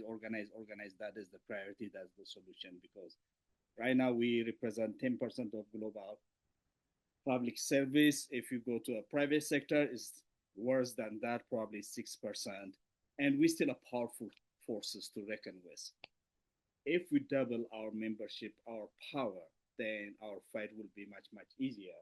So I think the solution for, what I call it the silver bullet probably is organizing and increasing our membership is what I think probably should be the highest priority. Part of the organizing, also building that organizing culture, that is for what Stephen raised the question about building our members' own power. I think if history is an answer, we can, especially from the United States perspective, we can see how the United States labor force was at the peak and changed from that organizing culture to representing culture around 1970, and how our membership started to shrink and decline after we start adapting that management and servicing culture. So organizing with the organizing culture, building within our union, that probably would be a solution for Stephen, building that workers' power, the workers' local control, because you cannot organize without giving the workers their own power. Then the other issue I would really mention probably would be we need to fight back xenophobia, sexism, and racism. These are the three elements the right wing used historically to divide us and to undermine us. Clearly, Donald Trump wouldn't have won the election in 2024 unless the public service union, member of the public service union voted for him. Member of the immigrant community voted for him. So xenophobia, racism, and sexism, these are the things we need to guard and to watch and to fight back. That's what I just want to say. And thank you. Great. Thanks very much, Samir. And I think those are really, really important points that you've raised. And we do need to be, and I think it links into the point that Danny was raising about, or somebody was raising about having a clear villain. I think we need to turn the narrative on that. So that we're not fighting against the most vulnerable, the most in need, working class. We are fighting against those who are exploiting and oppressing the working class, which is the big bosses. Can I have Prakash now, please? Prakash, the floor is open for you if you want to speak. I've got your hand up next.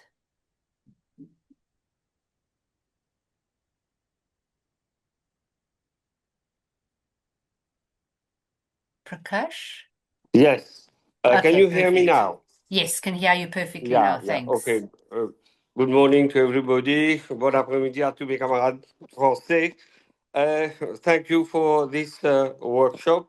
I want to be very short. I think first and foremost, we have an internal battle that we need to fight.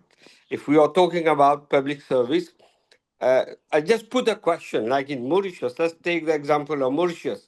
How come we had the best uh, health service in Mauritius, but in the years we have seen so many private clinics, we have seen so many private clinics that has cropped up. So why? The question we need to ask why. That's what I'm telling, that we need an internal battle. The PSI had a police, had an activity in the past, quality public service. I think we need to reintroduce and reinforce on that. If we have a good public service and if we do our job, I'm not criticizing anybody. We all know that in all the countries how people think about public service. That was great. Thank you. I've got 3 speakers still on the list, Nadia, Abby, and Omar. Can we go in that order? I think all of the, yeah, let's just go in that order. Nadia, do you want to raise a point?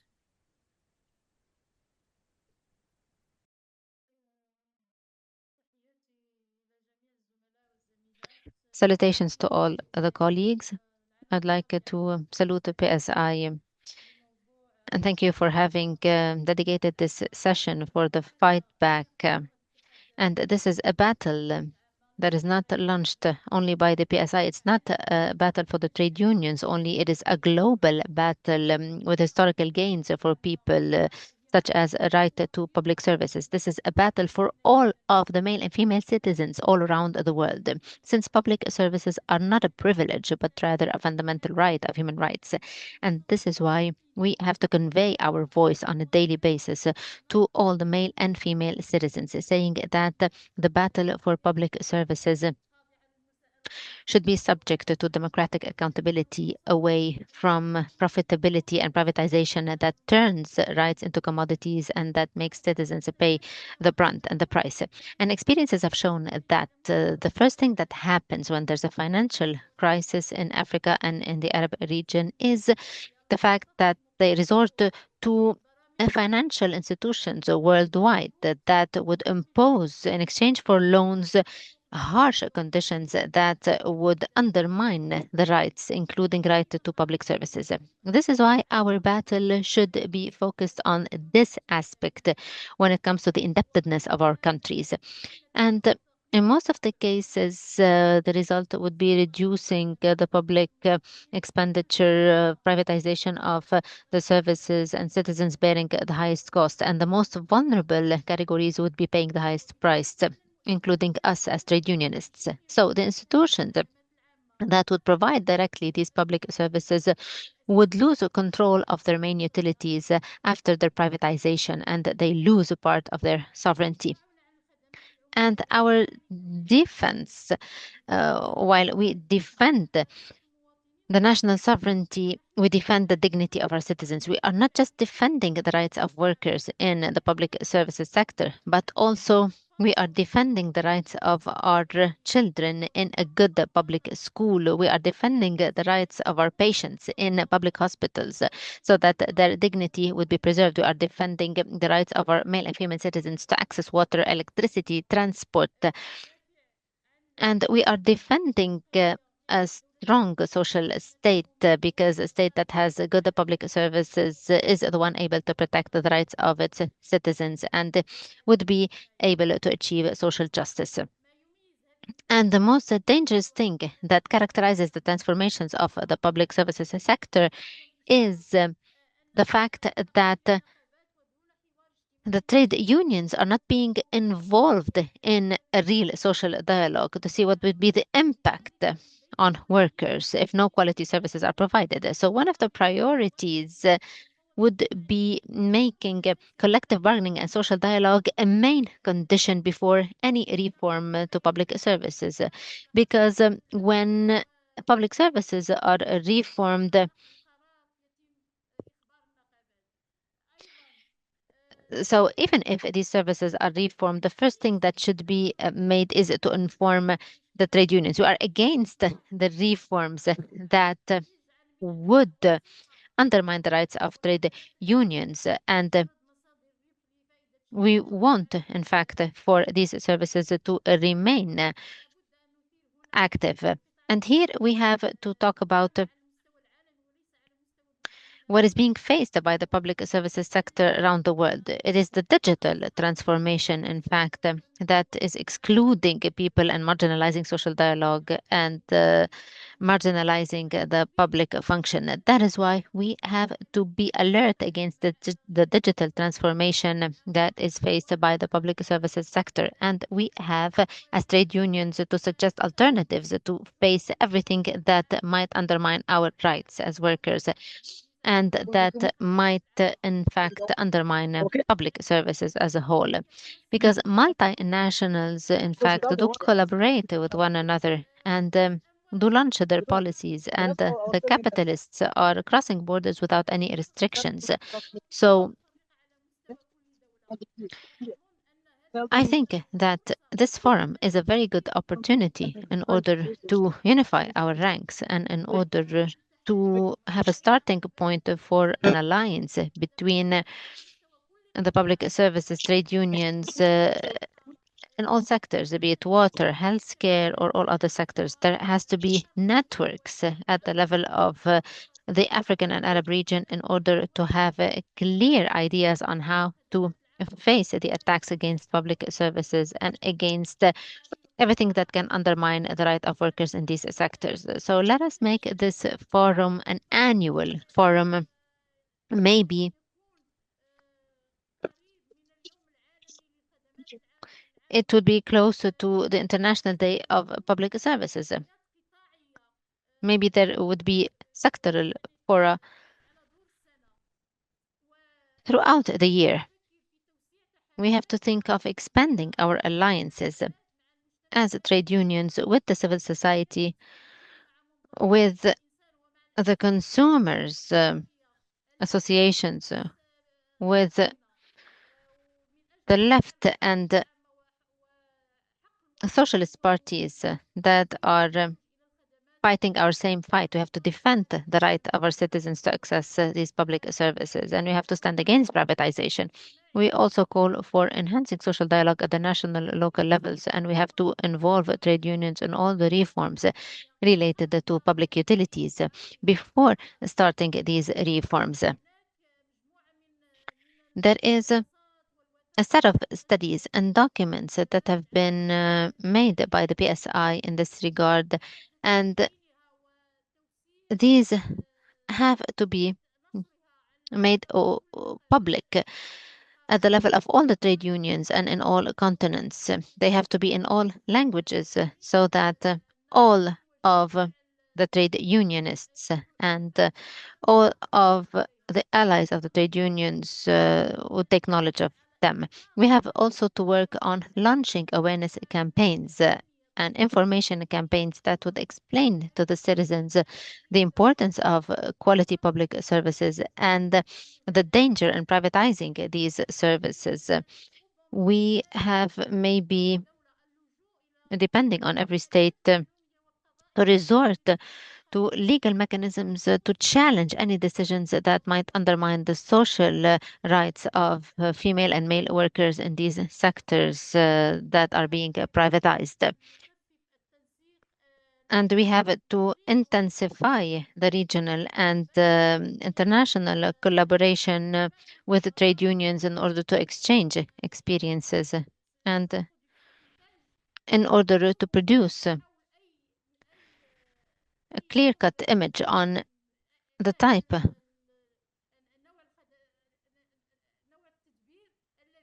of arrangements and measures that have to be taken in every sector of the public services sectors.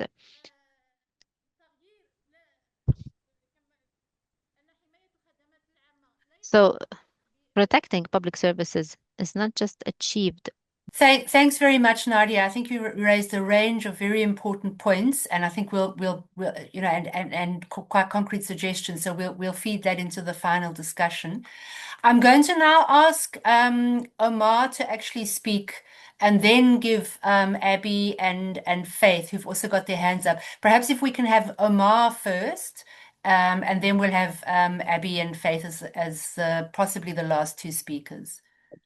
Go for it, Omar. Yes, we can hear you. Bonjour, vous m'entendez? Yeah, we can hear you. Hello, can you hear me? Yes. Thank you so much. Thank you for this very important forum. I'd like to salute the quality of exchange with the panelists who are at a very high level. And we've learned a lot from them, and they've been up to the level. Thank you so much for this forum. Thank you for organizing this forum, and we call for the organization of such forums in the future. My name is Omar Ba, General Secretary of the Trade Union of the Water Sector Workers in Senegal. And so I would like to take part in the debate while sharing our experience when it comes to our trade union struggle, since we are in a very strategic sector, which is the water sector. When we say water, it's the lifeline. And currently, what is happening in the sector of water in Senegal is something happening all around the world. It means that the private multinationals are monopolizing the water resources and turning them into commercial tools at the expense of the right of the population to access this vital resource. And these multinationals are a real threat to the trade union freedoms. And we have to mention that because the logic behind the multinationals is to make profits. And they can make profits and they do not hesitate to deploy all possible means in order to finance, to fund, and to paralyze all the public services. And the trade unions are here to defend the workers, to defend the public services and the users of the public services. So the trade unions have a very important role to play. When it comes to us here in Senegal, water is run by a multinational that you all know.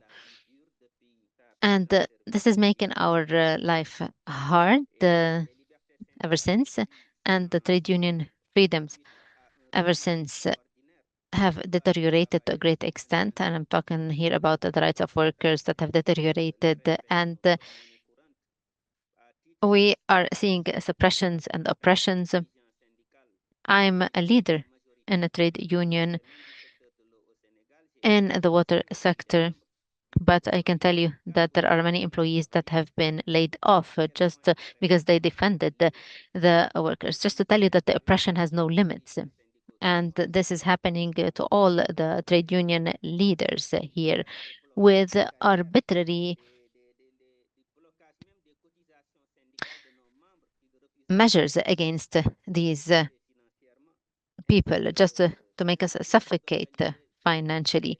And there's a refusal also to organize elections in the trade unions. So this is an attempt to make us cease to exist and cease to defend the rights of workers.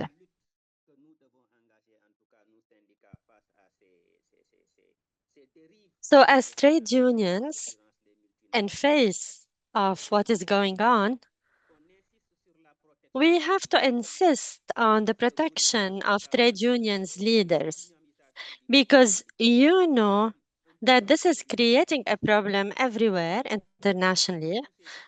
And with all the difficulties and problems, if the trade unions are not protected, this means that this will intimidate all the employees and workers and will end the movement of the trade unions. So it is very important to protect the leaders so that the workers have enough courage to continue forward with their action. And this is one of our obligations. Now, with regard to the forms of struggle, I would like to say that we need to highlight syndicate and trade unions cooperation at all levels, because if we work alone, separately, we will not achieve much. And in order to confront a multinational company that has great powers, we will have to be in solidarity with other trade unions because the state is giving them contracts to privatize the public services and they are supporting and sustaining them. And this is why we need to reinforce our alliance at the national, regional, and international levels in order to be able to confront and to protect and defend trade unions' rights. And also, we will have to protect public services. And in this struggle, we will have to do a lot a press conference, statements, declarations, sit-ins, protests, in order for our voices to be heard, and also with the support of the PSI that is supporting us in our fight. And here I would like to express my deepest thanks to all the PSI leaders and members, and particularly Danielle Bertosa and Danielle for supporting us in our struggle and our fight. And this will help us to move forward. And so I wanted to say that cooperation, alliance are very important. In order to reinforce the trade unions movement, we need to be unified. And also, I would like to submit some recommendations. I mean that we will have to fund public services because multinational companies have a lot of money and our states have difficulties, and so they are giving them different powers because they have enough money. And that is why we need to reinforce and strengthen our public services in order to be able to confront the privatization. And also, with regard to our demands, we should strengthen and enhance social dialogue and trade unions' rights while protecting workers and ensuring social protection of workers, because this will reinforce public services. And here I would like to ask, as I said before, that we need to unite our efforts in order to move forward with public services and in order to be able to confront multinational companies to enhance public services. So public services are not a privilege, but an essential right that we should maintain to us and to all the other workers. And this is very important. And also, in conclusion, I would like to say that we need further assistance by the PSI, especially financial assistance and support, because currently we are facing a lot of problems in that regard. And also, we are facing very strong multinational companies. And so, we need to put a strategy and we need to have financial support. And here I would like to thank once again the PSI for the quality of the support and assistance. And we will continue with Daniel and others to preserve public services. Thank you very much. Thank you very much. And I think it's really important to hear from a worker leader who has really faced a massive backlash against your leadership, against the trade union, against the worker struggles that you have been leading. And I think we all here express our very strong solidarity with the struggle that you are involved in. And I think it is definitely, I mean, I know that a lot has already been happening and is continuing to be to happen, but I think that you are absolutely right that the defense of trade union leaders has to be an integral part of any way forward as we move forward. So solidarity in this ongoing struggle. Can I take Abby and Faith as the last two speakers and ask you just to speak as shortly and succinctly as you can, and then I'll open up to Danny, just to respond to some of the specific questions that were raised around PSI, and then we can start to move towards closure. I know we're actually supposed to be closing in the next 2 minutes. I'm asking your indulgence if we can go on an extra 10 minutes or so, just so that we can reach a way forward and a conclusion on this. I think there's been a big appetite for discussion around this, and so I think Nadia's suggestion of this becoming a yearly forum, maybe we even need to think of it as happening more frequently, where we have this opportunity to talk and discuss. Abby, do you want to very, very briefly, you can take the floor. Yeah, thank you very much. And I want to appreciate the speaker. This is a very enriching discussions we've had since the commencement of this meeting. And I will quickly want to tie my own suggestion to the strategy that has been laid out in several discussions. I think this kind of webinar should go beyond, a regional webinar. It should be something that should be extended at the state level, at the national level, to every country. And we need to also prepare, tie into our organizing strategy, mass workers awareness creation on the bigger picture, because this is what we could leverage on to mobilize at the community level and engage with communities. So this is what I quickly want to tie with all the suggestions that have been made so far. Thank you. Sorry. Thanks very much, Abby. Important points to raise. Thanks a lot. Faith, I'm going to give you the floor now. Thank you, Sandra, and thank you to all the speakers. I would definitely like to agree with everyone else who has said that this has been a very informative and very inspiring session. I just wanted to reflect on one point that Aderonke made around the fact that one of the questions that is before us is not whether or not we can afford public services, but whether we can continue to afford the current model that is steeped in neoliberal, imperialist, and extractive ideologies. And for me, what that means is that part of our fight back needs to specifically target villains, like Daniel Batosa said, villains. But for me, villains like the IMF and the World Bank.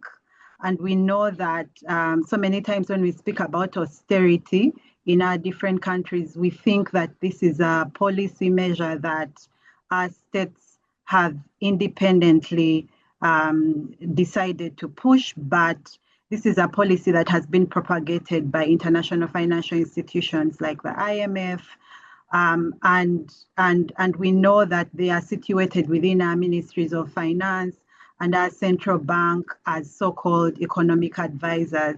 And I think that if we are to talk about fighting back, these are some of the institutions that we need to specifically target because of the role that they have played in destroying the ways in which public services are provided, are financed.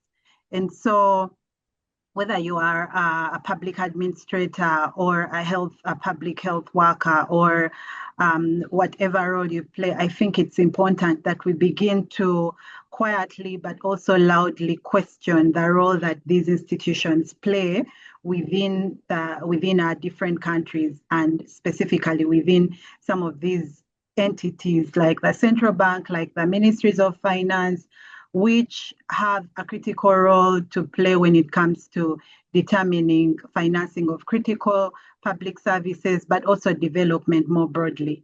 Yeah, so that's one of the things I wanted to add. Thank you. Over to you, Sandra. Thanks very much. That's great. I'm going to then ask Danny to come back in and just deal with some of the specific questions that were raised around PSI. And then I'll summarize where I think we are, or I'll try to summarize some of the key points that have been raised. Danny, over to you. Thanks, Sandra. That's been a fantastic contribution. I've been frantically taking notes. There's lots of excellent ideas, some very big questions, and a few specific questions that I'll just try and quickly get through.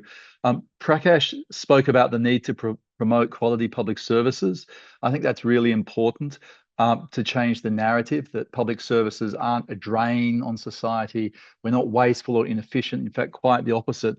The only thing I'd say is we need to ensure that we understand why we're doing that. The problem is not that the powers that be just don't understand or that they've misunderstood. I mean, they know very well what their interests are, and it's not in their interest to do what we're saying. So we're not going to convince them with better research or better arguments. What we can do is convince workers that it's in their interests, and that can be useful to change the narrative and build solidarity and mobilize workers. And I think that's got to be the focus. Nadia spoke about having an annual forum. I think that's a great idea. I should just mention that we are planning already a global forum in September, on September 16th and 17th in Madrid, a public service fightback forum for 2 days. And that will focus on practical ways in which unions can fight back, diagnosing the problem in a bit more detail than we did today, including understanding the enemy. Why do they do what they do? Where are they weak? Where are they strong? How do they coordinate to attack us? What to expect? And then on the second day, what are practical answers for fighting back? How do we organize better? How do we expose them? How do we pick issues? How do we find villains? And so I think that will be an important conference for us. And there's another, just like this is one of our regional forums, we're having another regional forum in Vienna later on in this year amongst high-level trade union leaders for them to talk amongst themselves about what they need to do. George asked a very practical question about how we protect our leaders. We don't have all the answers to that, but we're trying to work it out. The first, I think, is that leaders have to take their members with them. That your members are the best protection for any leader. And it's important that we have ambition. It's important we're bold. But if we don't take our members with us, when we need them to protect us, we might find they're not there. Obviously, there are legal protections, and PSI is, well, I should say about taking members with you, that's one of the reasons why we're doing more and more organizing support for our affiliates, because we want to support our affiliates to organize their members so that their leaders are kept strong. The legal protections are obviously important. The ILO has certain mechanisms, although George mentioned it can take decades. But PSI helps with legal activity, both nationally, but also internationally. And in fact, Papa was speaking about the right to strike, and PSI contributed to that legal fund. But I always said to workers when I was organizing them, if you're appealing to a court established by the state with legislation passed by those in parliament, if that's where you're at, then you're probably in a pretty poor position. They're courts of law, they're not courts of justice. So we use those mechanisms, but nobody should think that relying on them should be their first option. We do a lot of international pressure. We expose bad practices, we name and shame, we make statements, we identify interests of perpetrators and try to attack them. And there was, in that video that we had at the beginning, there was photos of Davji Atela, who was attacked physically. And his members immediately went out on further strike action, and that was very important in keeping him safe. But PSI also spoke to a number of ambassadors. I personally spoke to a number of ministers of other countries. And really the message is, do you want to be doing business with a government that's shooting doctors for demanding better healthcare? And there is a number of ministers and ambassadors who spoke to the government in Kenya and said, look, we don't necessarily want to trade with governments who are doing this. Now, I don't think they were the most important things. I think Davji's members were the most important thing, but they all help. And so they're the sorts of things we can do. And I know in Omar's case, we've been speaking, for example, to the company and to the trade unions who have representation in the company in other countries.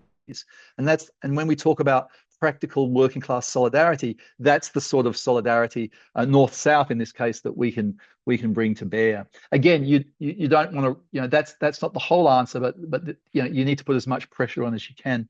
And then finally, we don't have all the answers, but we want to get better at this. And so we've been talking to those trade union leaders who've been attacked and asking them, well, what did work? What could work? What should we try and get better and learn from it? Because unfortunately, these attacks often happen in one place. You fight them, you learn the lessons, and then they happen somewhere else a year later, and you don't necessarily have a central repository for all of that information and that strength. So we want to learn those lessons and understand better. So if you have been subject to an attack or you've been involved in a campaign to support, we want to know. Lena Jamul, our head of union building, is leading that work. We want to know what your experiences are. And then finally, Steve mentioned a lot of things. I won't touch on them all. The stuff about internal union democracy I've noted down. I think that's very interesting. If you look at our program of action, we name that and we say that that's important and we urge our affiliates to deal with it. But also the organizing work is deeply rooted in worker participation. You can't build power in a workplace or an industry without workers being involved. And in order to involve them, you've got to involve them in the union. So it's deeply embedded in that work. But he also said, how do we respond to sort of fascism more broadly? And I think a couple of things there. One is fascists and authoritarians are great at creating instability and then saying, oh, socialists are weak, unions are weak. What we need, you need a strong leader, and that strong leader is us, the head of the fascists.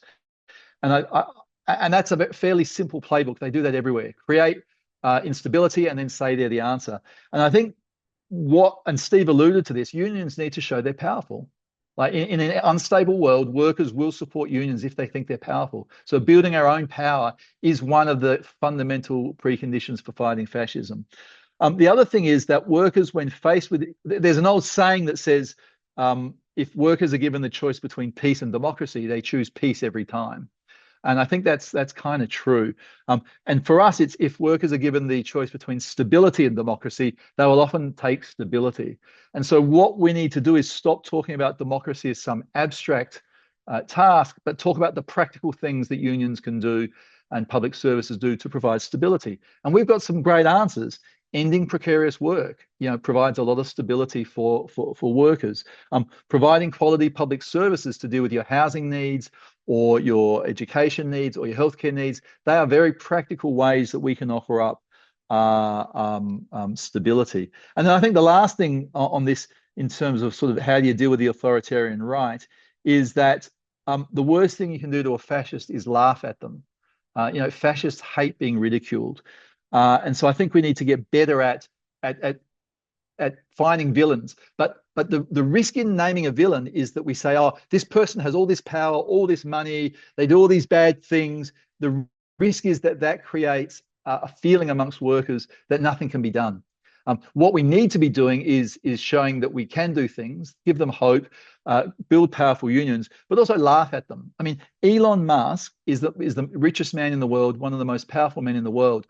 But he is a clown, and we should be ridiculing him for what a ridiculous person he is, because I think ridiculing him is one of the most powerful ways to undermine his credibility.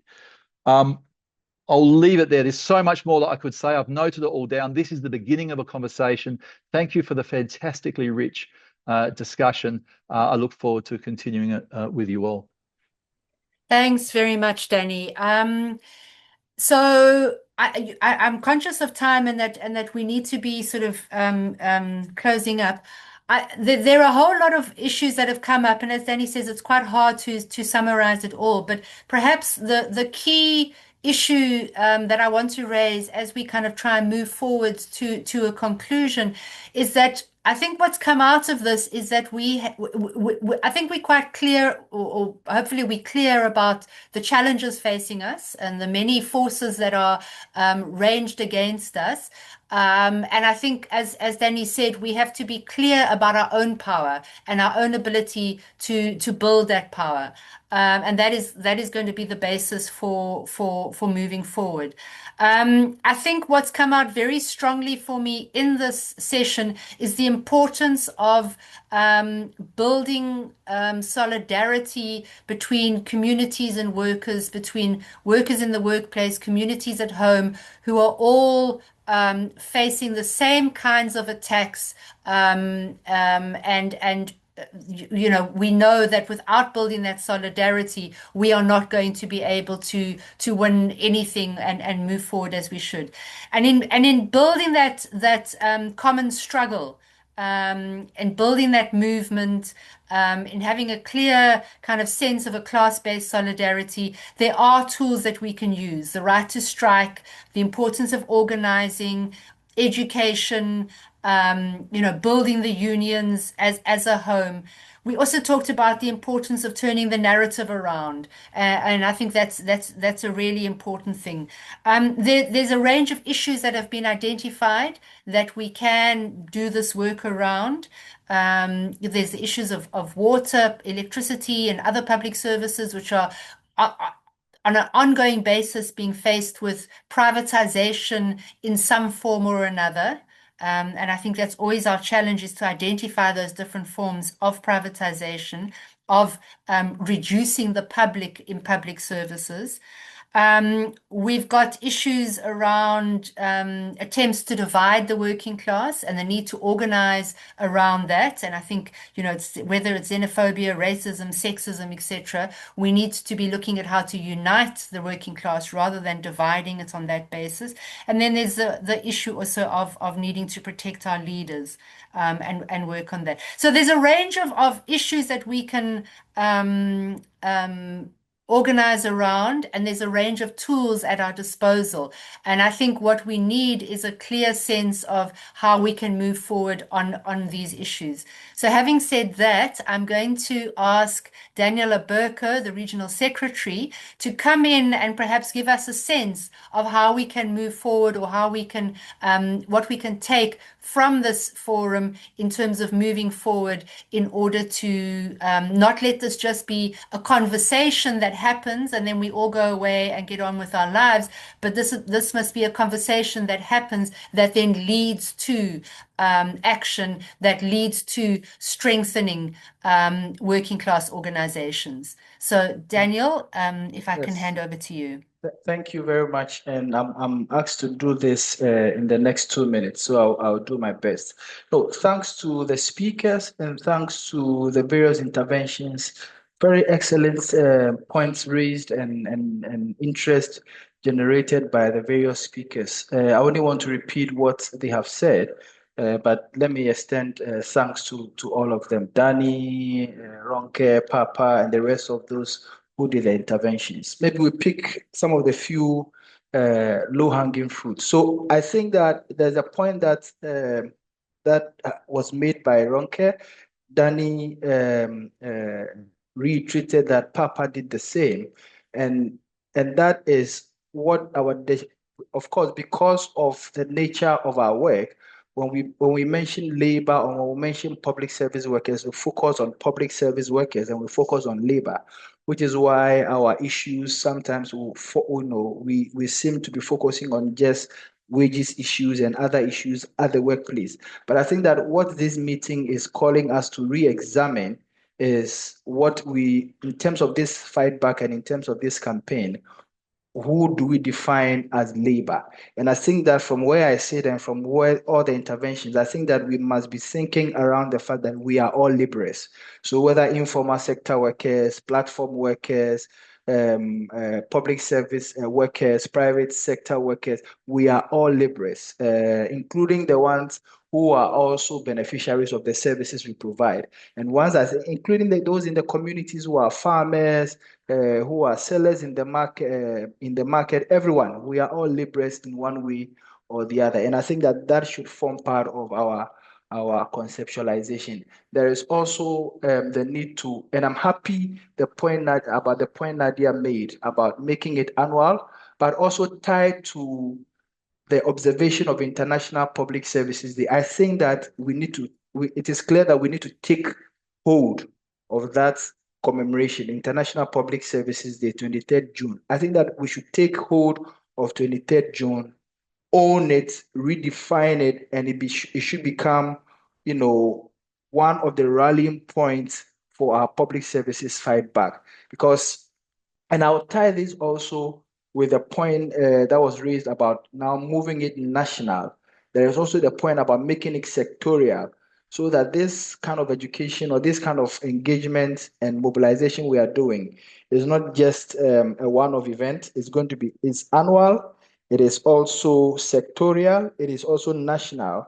But also we look at our young workers amongst our AFREC, amongst work, the conversation and the diagnosis, just like Danny said, we have diagnosed, but we can still do more. There's room for more diagnosis to be able to, get a catch of what the real issues are. I think that these spaces provides opportunity for us to do more diagnosis, to really mobilize our various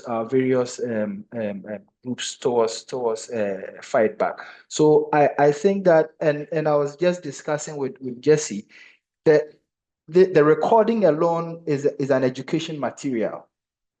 The recordings of this forum alone is an education material. So we are thinking around picking up the video and cutting them into bits and pieces of education materials, quotes and comment that capture certain key points that we have raised here. So these are some of the practical steps. Listening to the speakers, there are some of the quotes from the speakers in my head. I was already thinking about article titles for articles, So I think that we can, the entire, forum, we already have some materials for engagement as far as this forum is concerned. So I think that in terms of some of the very practical steps for the way forward, these are few ones I captured. It is good that we have recorded, we'll capture and then possibly do a report and share with all the participants. This will also form the basis of our position or of our experience going into the global conference in September in Spain. Yeah. Unless you want me to close, I would like to hand over to you, Sandra. Thanks very much, Daniel. I won't take up any more time except to say a huge thank you to our three speakers, Danny Batosa, Aderonke, and Papa. And, I think they really they really helped frame the discussion in a very important and a very useful way and raised a lot of important points.